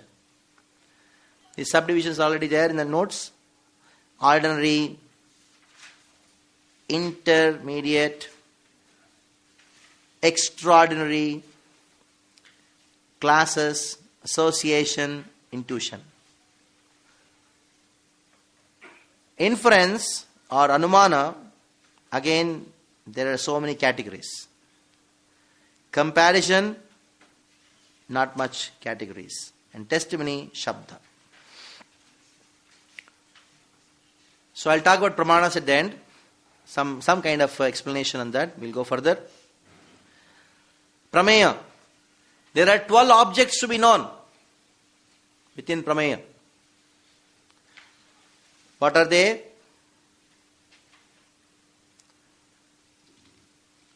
Atma, Sharira, Indriyas,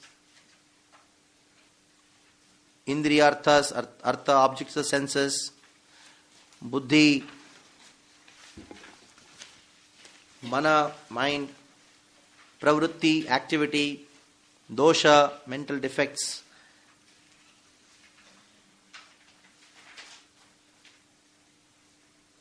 pratyabhava, that is pratyabhava, that is rebirth. Phala, the fruits, results of actions performed. Dukkha, suffering. Apavarga, liberation. These are the 12 things to be known, or objects to be known. Okay. Moving further. According to Nyaya philosophy, the goal of life is to understand these 12 aspects of reality, the prameyas, as they actually are. Bondage is born by the misunderstanding of these 12 knowable objects, and one obtains freedom by bondage when he attains the correct knowledge of these 12 aspects of reality. That means these 12 are there according to him. It is not according to our Vaishnava philosophy. Please don't mistake. According to him, you have proper knowledge about these 12, then you will get proper knowledge, then you will go beyond suffering and attain liberation. Most of the time, however, this knowledge remains incomplete, and means of attaining integral comprehension of the reality is not learned. So, defective or invalid knowledge is maintained. In order to cast off this invalid knowledge, Nyaya provides a profound method of determining valid knowledge. This is studied under the category of Pramana, which will be discussed following brief discussion of the 14 categories of Nyaya process of attaining valid knowledge. So we told about 16 items are there before. Out of the 16, first 2, Pramaya and Pramana, so they are there. Other 14 are meant to only discriminate between valid knowledge and invalid knowledge. So what all I just spoke about the 14, it is all given as a summary here. Samshaya, Prayojana, Drishtanta, the notes is already here. So I will not go through this entire thing again 14 because already just now I gave. Jati means making a person, means futility, making a person useless. Hetuava means establish something else saying false. Vitanda is irrational reasoning and say exactly opposite. Jalpa is wrangling. Royal sometimes applies this method to win over the case court. Just explanation for these things. Now, Pramana. So I am not going to go through the entire Pramana. It will be too much, but still I will try my best to get these things. It's all Pramana. 3 pages of Pramana. Let us see how to go about with this. Now, regarding Pramana in general, there are 4 Pramanas, like very easy to remember, 3 plus 1. 3 what we accept? Pratyaksha, Anuman, Shabda. Add Upamana to it. If you add Upamana to it, 4. So this Upamana only by Nyaya? Upamana people accept as an authority to Pramana. We don't accept. No. Actually there are 10. Out of 10 we accept 3. And other 7 we only categorize it among the 3 and use it only when they are correct. That when I come to Vedanta I'll explain that. In special case. Yeah, when I talk about Vedanta at the end of the last class, because we also have from Pramana, we have Shabda, we have Pratyaksha, Anuman, Shabda. We accept V3. Pratyaksha we accept, Anuman we accept, Shabda we accept. Apart from that there are 7 more. But what we do is, whenever these 7 are giving proper knowledge, we accept them. So we categorize these 7 among these 3. How that categorization is there, we will only talk about when we come to Vedanta. But for now, he accepts only 4. So this all that you are telling us, this is all tools using by Nyaya, logicals. These 4 acceptance of 4 pramanas is not our philosophy. It is Nyaya. But we are using these tools, whatever this all 16, 12. Yeah, it is there. We are using for our aim. No, you are talking about the 12. What 12 means what? What is Objects of knowledge which should be known. No, according to Nyaya, 12 objects of knowledge are there.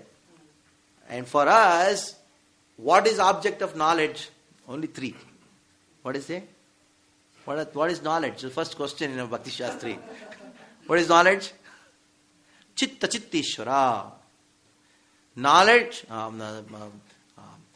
matter, spirit, controller. These are three things to be known. What are they? Matter, spirit, and controller. So within matter we have this mind, intelligence, and all these things are there. But for Nyayis, there are 12 objects. 12 objects. Yes, Padre, you. Yeah. In our Siddhanta, regarding these three pramanas, we say we accept three pramanas. Yeah. But that also, if I understood it, we accept mostly the Shabda praman. And if the other two, when they agree with Shabda, then we accept. Otherwise, Yeah. we may also not accept. What to speak of only Shabda? Even that Shabda, which is in conclusion with our previous Acharyas. So that's So true. in the Nyaya, do they also function like this, or they accept all four equally? That we will see now. That we are going to see how it functions. I will not answer it now because when we go to that point, we will answer that question. See, in our philosophy also, Pratyaksha is one source of valid knowledge. I see a car, so I am seeing it. The car exists, isn't it? So, Pratyaksha has limitations. Anumana has limitations. And Shabda has no limitations. It's absolute. That is what we say. It is not that we don't accept these things. So, Pratyaksha and Anuman has limitations. In that way we accept.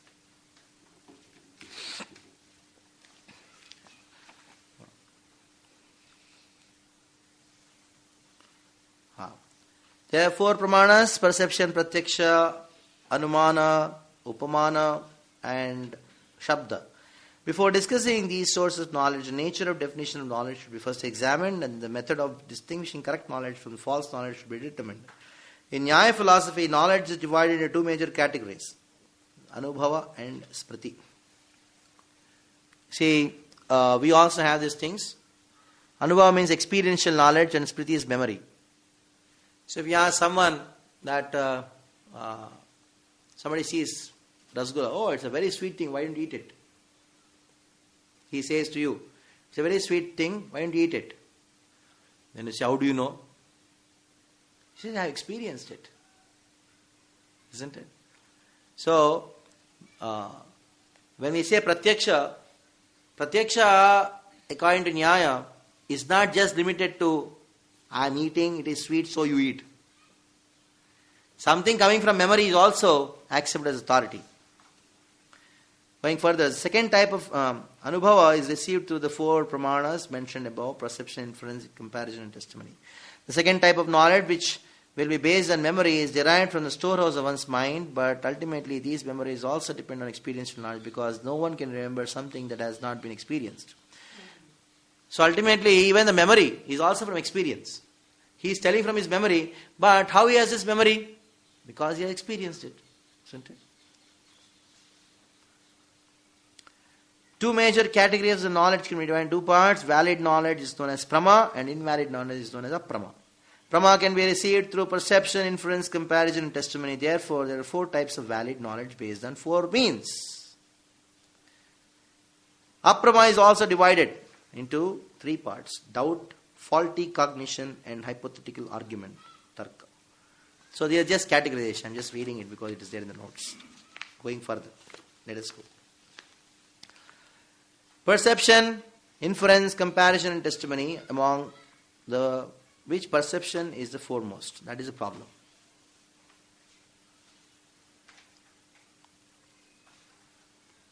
Now the rat is out. For us, Shabda is the foremost. But Nyaya is, what is the foremost? Perception. This is where problem comes. They say, even though the Shabda says something, it should be confirmed by the Pratyaksha. Otherwise, we will not accept even what you are saying from Shabda. He goes to a very great extent of establishing Veda is perfect, Veda should be accepted. But now what he did? We will accept only when it conforms with. And when we say, we're talking about God, people ask, have you seen God? All the philosophy is bringing out this question. Who asked this question? They're all Nyayas. That is why the modern science is a speck of Nyaya. Buddhism is a speck of Nyaya. Charvak is a speck of Nyaya. Because they all base their understandings and acceptance, realizations only based on pratyaksha. I see, then only I believe. Seeing doesn't mean just through the eyes. Seeing also means experience. Seeing also means for them logical understanding, many things. But ultimately, I understand, then only it exists. Just imagine how cruel is this philosophy. Very arrogant, huh?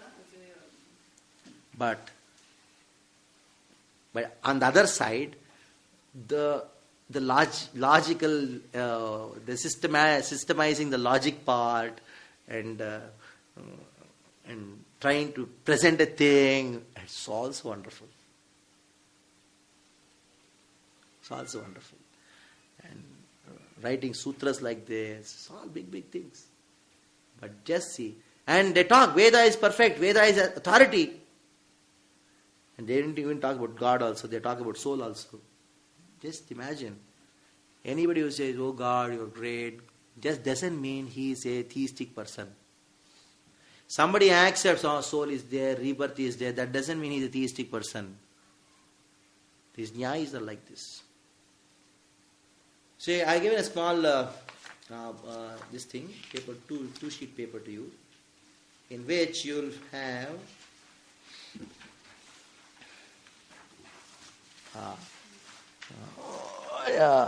philosophers akin to Nyaya Vaisheshika. Got this? Let us discuss at least some part of it. It will be interesting. Because Prabhupada primarily attacked these kind of philosophers because he met these people when he went to the West. And mostly they are his audience. That is why most of his books, most of his writing, most of his conversations, he is talking about these atheistic people. And all these people, they are coming from Nyaya. The only thing is, Nyayas, they are hidden thieves. And these are thieves who are seen. Chupa hua chor, raaste mein chori. Because the only difference is Nyayas, they cover themselves. Oh God. And these people know God. But the philosophy is the same. Let's see what they say. Matter is everything. Matter is self-manifest. You know where do you find this matter is everything? Science. Yes. You open the 3rd standard textbook, science textbook. The very first line is, whatever you find in this world is matter, and there is nothing else other than matter. It starts with this.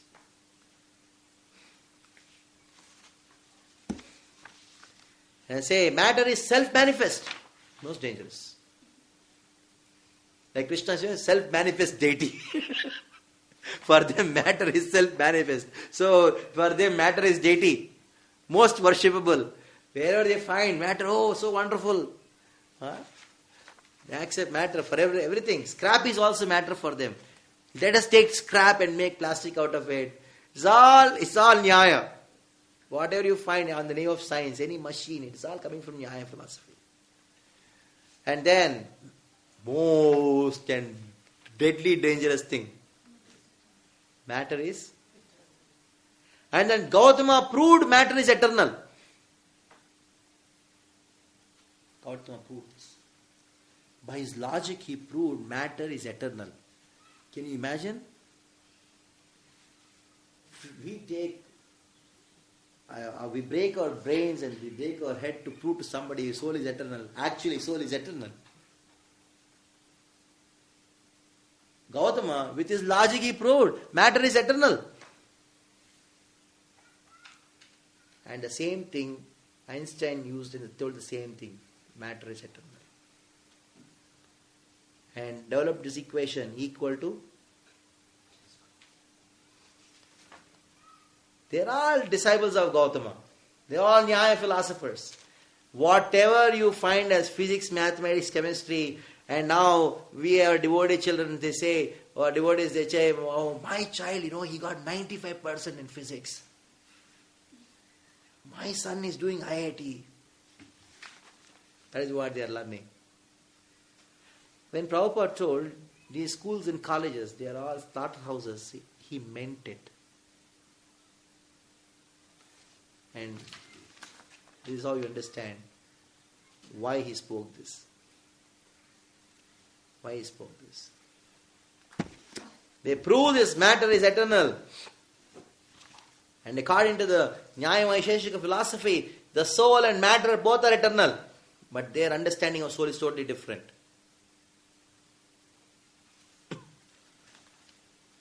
Of course, these three are directly from Nyaya, but others, disciples of Gautama, they said, yeah, my father Gautama, my father means my guru Gautama, he is a sentimentalist person, so he spoke about God. Actually, there is no God. He'll prove about the conception of Gautama's God at the end of the class. When we finish, we'll talk about what it means for God, what it means God for him. They say, no one has ever proved God's existence. Why? Why they say this? That person asks a question, have you seen God? Okay, Veda says there is God, but God's existence can be only proved when you see Him. Have you seen God?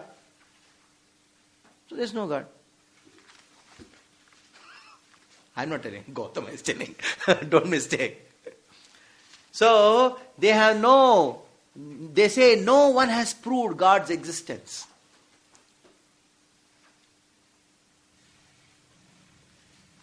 Next, God is created by men. Whatever I am speaking here, it is all from not my mental factory. It is Mahajana, Srila Bhakti Vinod Thakur. He mentions these points. I am just mentioning these points.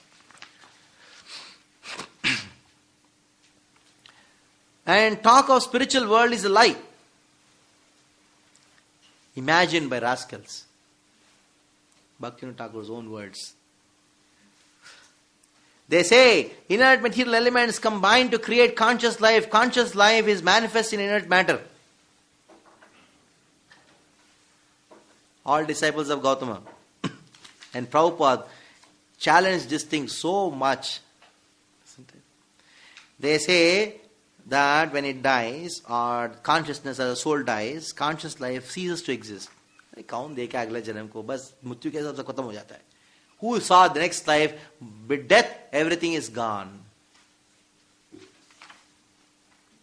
They say there is no soul that can be reborn in this world or liberated from it by attaining spiritual knowledge.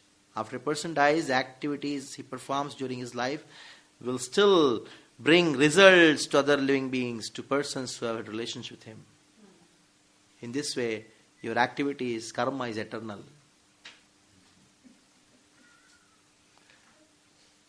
In Bhagavad Gita, what we study? Among 5.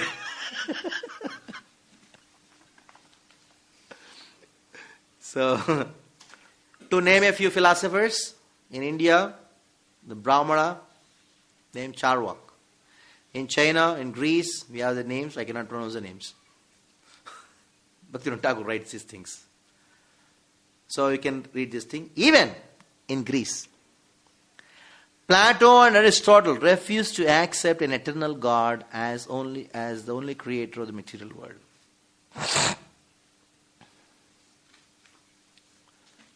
And Srila Bhaktivinoda Thakur is dealing with these philosophers and then says, even ordinary material logic shows that these ideas are unattainable and should be rejected. This is seen in the following way. What is it? The philosophy of materialism searches for a single principle that is the root of all existence. This is a great folly.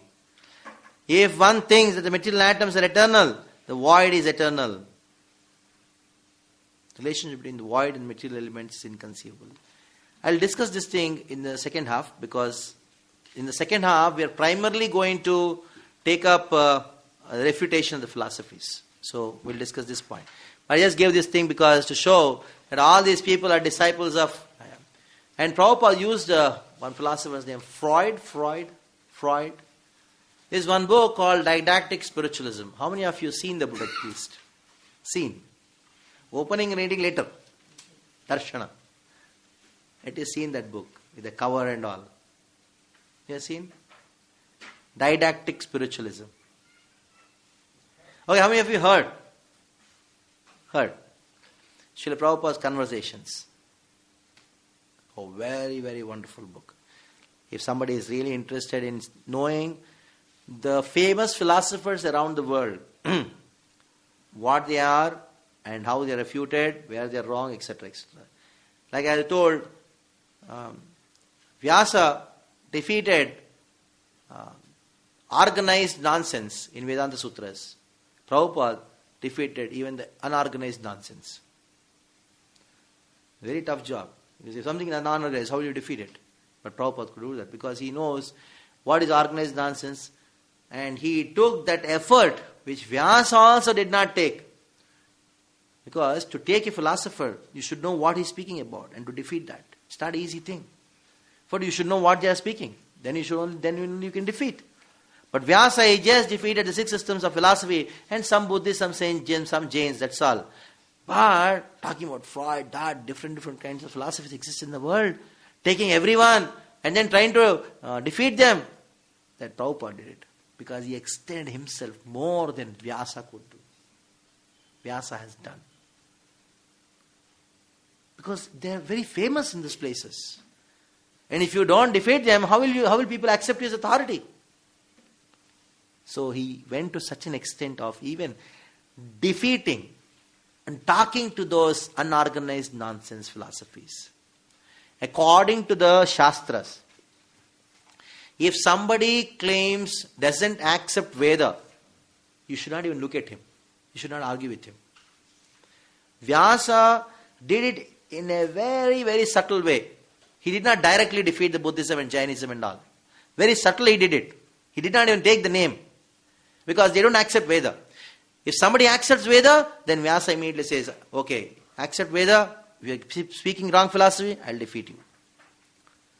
But Prabhupada went and then spoke to them, talked to them and defeated them. According to Manu Samhita, Manu, if somebody studies Gautama's philosophy, he should be excommunicated from Varnashrama. Rejected.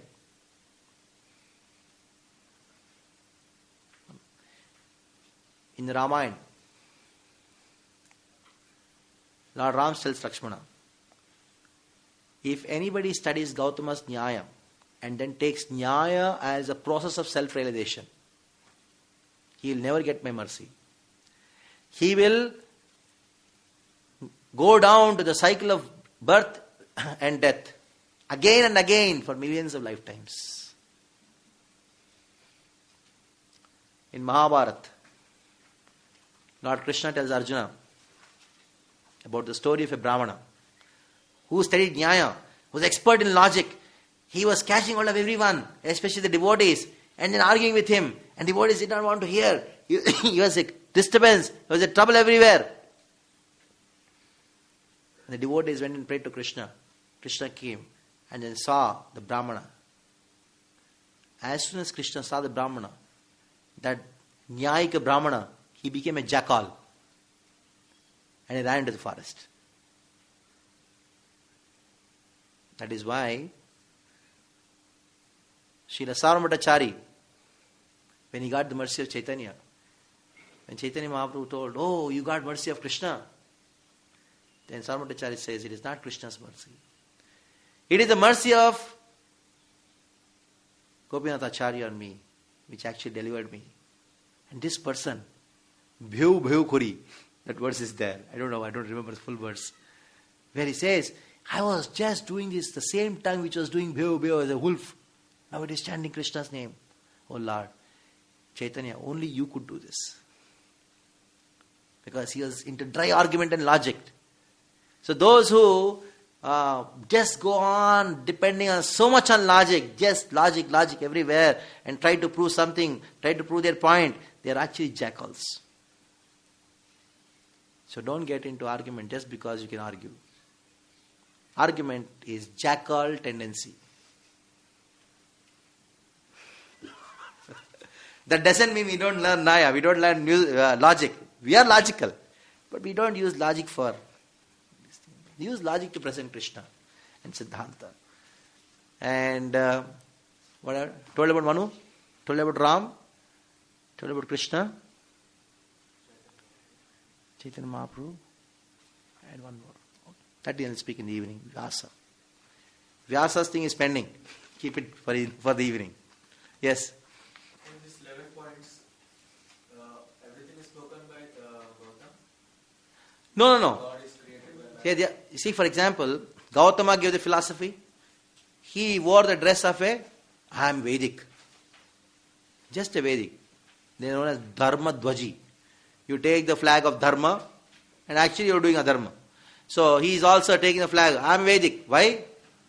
Because if he doesn't raise the flag of Veda, he will not be even spoken. Actually, I am telling you. There was an argument. Once Sripad Ramanuja was having a vada. In discussion, that person, he was talking and based on Veda, when he was about to get defeated, then he told this one line that, anyhow, this is all your thought and this is my thought. Ramanuja stood up and walked away. Because you're not fit to be discussed about. The moment he spoke about that, he's speaking actually Buddhist philosophy.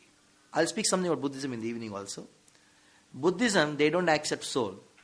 They just say, whatever you find is nothing but the transformation of mind. It is your thought, it's my thought. You have your idea, I have my idea. How horrible it is, just imagine. So that means what? You do whatever you want, I'll do whatever I want.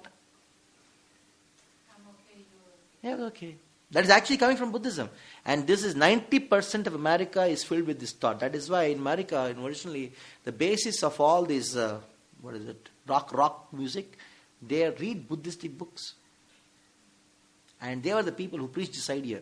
Because Buddhism, they just talk about mind and mental thoughts, that's all. And you have your idea, it's idea, and we'll discuss.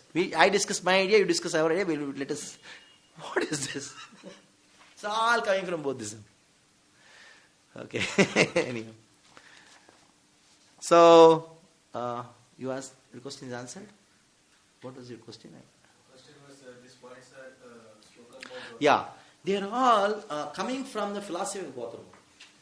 And the major differences between Gautama and these philosophies is just they don't accept soul and they don't accept God, which Gautama accepted. But Gautama accepted them, not the real God, not the real soul. So these people are in somewhat better. They are very frank in telling that, okay, we don't want. Why cover yourself? Expose yourself and be natural, be happy. Come on, tell that there is no God, there is no soul. So they are all his disciples. All. Even the modern science. I did not mention there the Newton, Einstein, what are the scientists' names? I forgot. Heisenberg, you name it. Everybody is coming from there. From this Nyaya Vaisheshika. Yes, atomic theory. But Nyaya Vaisheshika, they're not directly from Gautama. They're not directly from Gautama. They're just part. They're just branches of Gautama's... Yes. Branches. Not directly. They're not directly. No direct. Because they, Frank is saying that there is no God, there is no soul, only matter. Yeah. But ultimately their philosophy is this, atomic theory. Okay. So I spoke so much on perception. That is the problem with them, amongst which perfection is the foremost. Now, perception is not just, I see. It is not so physical. It's not very gross perceptionalist. Gautama. Just see. Within perception, he says there are two kinds of perceptions. What is it? Laukika and alaukika. I know English it is mentioned as ordinary and extraordinary, but actually I don't know how to put this word, alaukika. Alaukika means perception of something which cannot be perceived by normal people, ordinary people. That is known as alaukika. Let us see what is the alaukika perception. The modes of perception are either by external or internal senses. External senses, I see something through my eyes, hear something through my ears and skin. And another is antarangika perception. That is what? By mind. I also perceive something by mind. That is also accepted as perception. Manasa. Ordinary perception, laukika, is either intermediate or nirvikalpa or svavikalpa. What is the meaning of nirvikalpa and svavikalpa?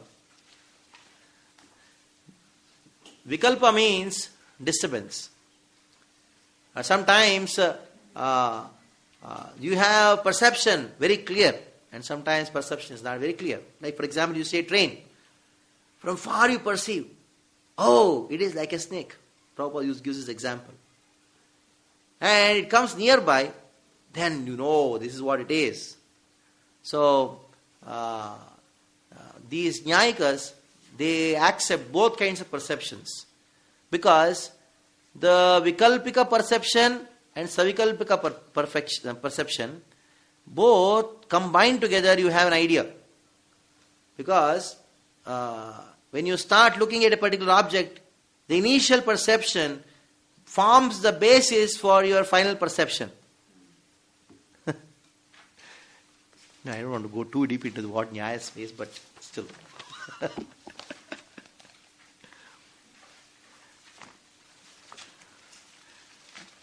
And there is next, is it? Alaukika, extraordinary, perception of classes, samavaya lakshanas, perception based on association, jana lakshanas, intuitive perception. Three kinds of alaukika perception. You really want to know all these things?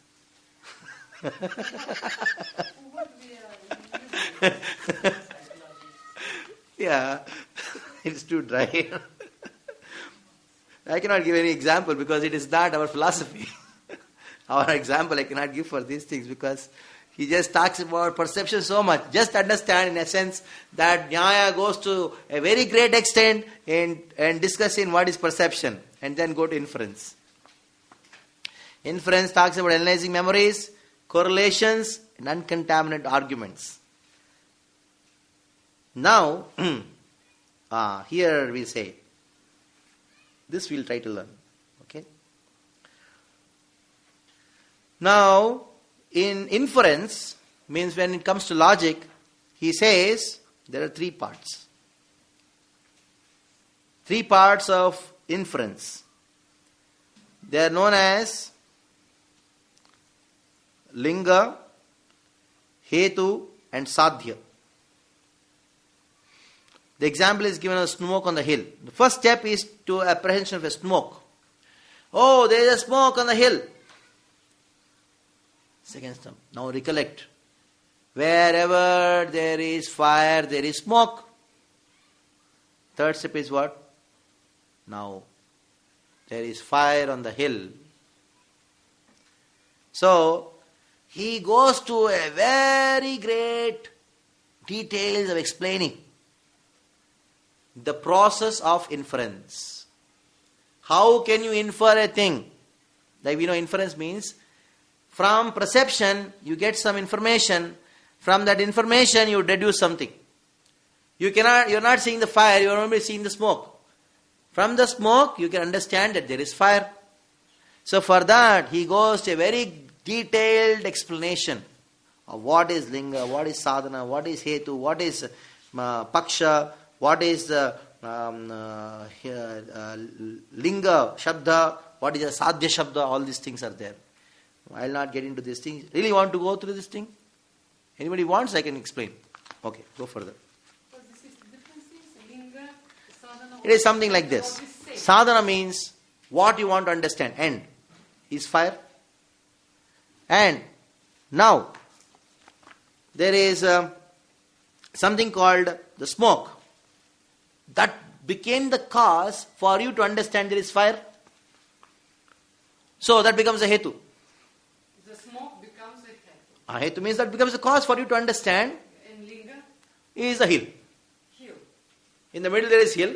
There are three things. Hill is there, smoke is there, fire is there. So what made you understand there is fire? By smoke. Smoke. Hetu. What is understanding you had? Fire. That is a sadhana. Sadhya means. Sadhya. And where everything is happening? On linga. But what is vyapti, nirnaya, conclusion? Yeah, these are objects. So now, there are step-by-step process. What is the first step? Linga. Sadhana, hetu. Sadhana. First step is what? You saw the smoke. Seeing is sadhana. And then, you recollect the relationship with this fire and the smoke. That is known as? That is the second step. Hetu and sadhya. And then the third step is what? The cognition. That is known as sadhya. Simple. And he goes, within these there are so many parts. So just see Gautama, he has analyzed so much in normal understanding. Now, these things only we can discuss when we really have, when we really want to study Nyaya. As I have told, we are not studying Nyaya. We're just taking those points where he's right, where he's wrong, and how he's right, how he's wrong, like that. Now, next is when you give an example like this, when inference goes on, in the inference there are 5 avayavas, 5 limbs of inference. This we'll try to know. This is necessary for us. Because whenever you want to propose something, you can use this in your lectures, in your class. First is known as pratignya, statement. The second is known as hetu, reason. Why you are told that. The third is example. The fourth is again application. The fifth one is nirnaya. Example is given here. First, John is mortal. I just took it from the book directly. Let us use Krishna. Krishna is God. Okay? That is known as pratignya. Then you should give a reason. Because the scripture says so. Okay? Bhagavatam says so. Krishnastu Bhagavan Swayam. Okay? And now, then you give a third one is Udarana, example. Oh, even Madhvacharya told, Ramanuja told, Nimbaraka told. Prabhupada writes in the introduction to Bhagavad Gita. He mentions, he gives the example. First is Krishna is Supreme Lord. Because the Veda says. Why? Because the Veda says. Not only Vedas, but also these Acharyas, they say examples. And then application. So Krishna is Supreme Lord. And then you conclude. That is the point. Since they have told, Vedas tell, Krishna is Supreme Lord. Something like that. Of course, there is a Vedantic way of presenting our philosophy. That we'll do it at the end when we talk about Vedanta. Now, when you give an example, there are so many fallacies which come in our examples. Fallacy means mistakes or dubious terms. Yesterday I gave the example. Simmaguru. And Nyaya goes to a lot of details how to balance these examples. 24 items of balancing an example are given. Balancing example means to find out is the example proper or not. 24 varieties. Out of whole of Nyaya book, I have it in Bombay. I saw it's pages and pages. I thought of seeing how to balance examples. Even to understand 2-3, it took about 3-4 days for me, and I told no, I don't want to understand. Goes into so much of details of balancing examples. And in our classes or sometimes here and there we give examples. You should be very careful. If you are Nyayi, If somebody is in Nyaya, if you give an example, if he finds a mistake like this, he'll say, you give an example. Prabhupada told one devotee that why don't you be like Brahmananda? Then after a few days he became sick. Then Prabhupada, why are you sick? Then he told Prabhupada, you told that I should be like Brahmananda. Then I tried to be like Brahmananda, became sick. Then Prabhupada, what did he do? See, Prabhupada, I am a thin devotee, Brahmananda is very fat, very strong. So for that I took a lot of Mahaprasad.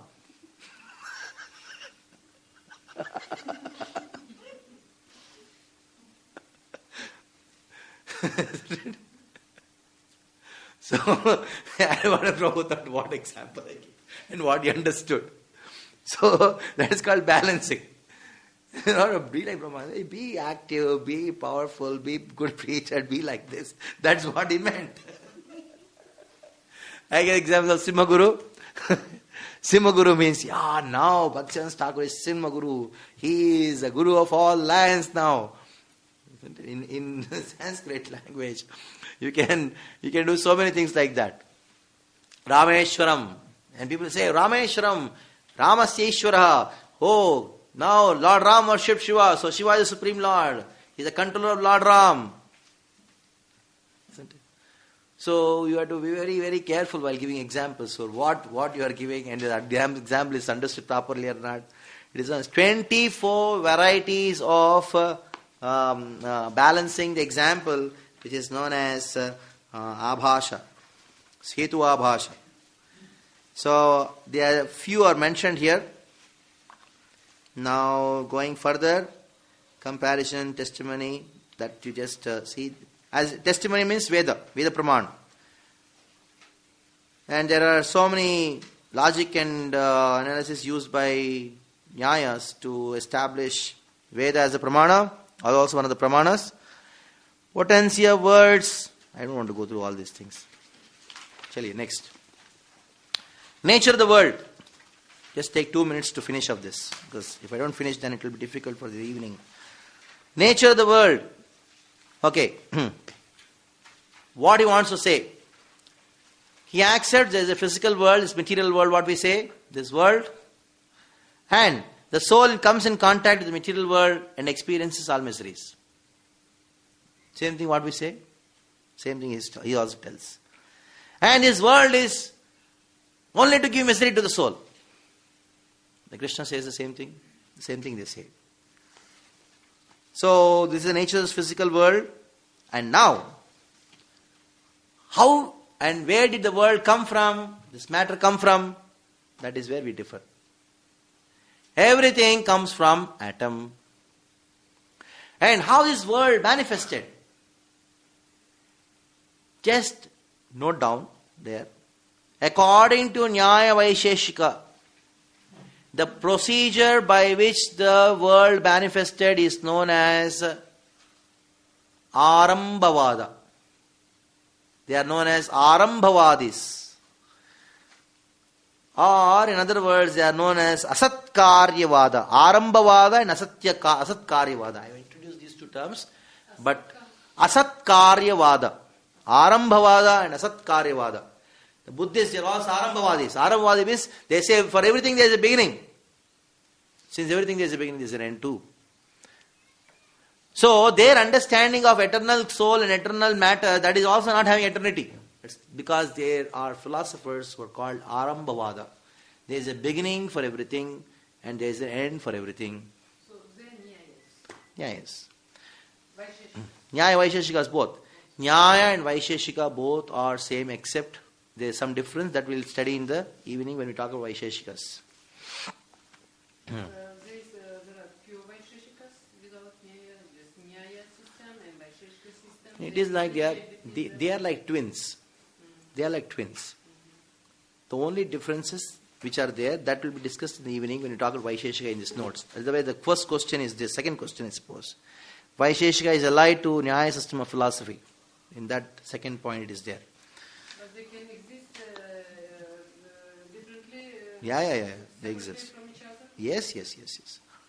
Now the concept of soul is there. The Charvak system states that the soul consists of living physical bodies and attributes. Now you can read that. According to the concept of soul, Nyaya philosophers, the soul is a unique substance. There are different souls in different bodies. The soul is indestructible and eternal. Because it is not limited to time and space, the soul is also seen as infinite, as all-pervading. There are also souls because of one's experience do not overlap others' experience. One's experience is completely distinct from others' experience. They say that every soul, in every body there is a different soul because my experiences are not known to you, your experiences are not known to other person. So all these things, some of the philosophical points, what we speak, they also speak. And they give a lot of proof why the soul exists. Yeah. It is there. You can read it if you're really interested. And conception of liberation. Liberation is the soul is in touch with matter. That is when it is suffering.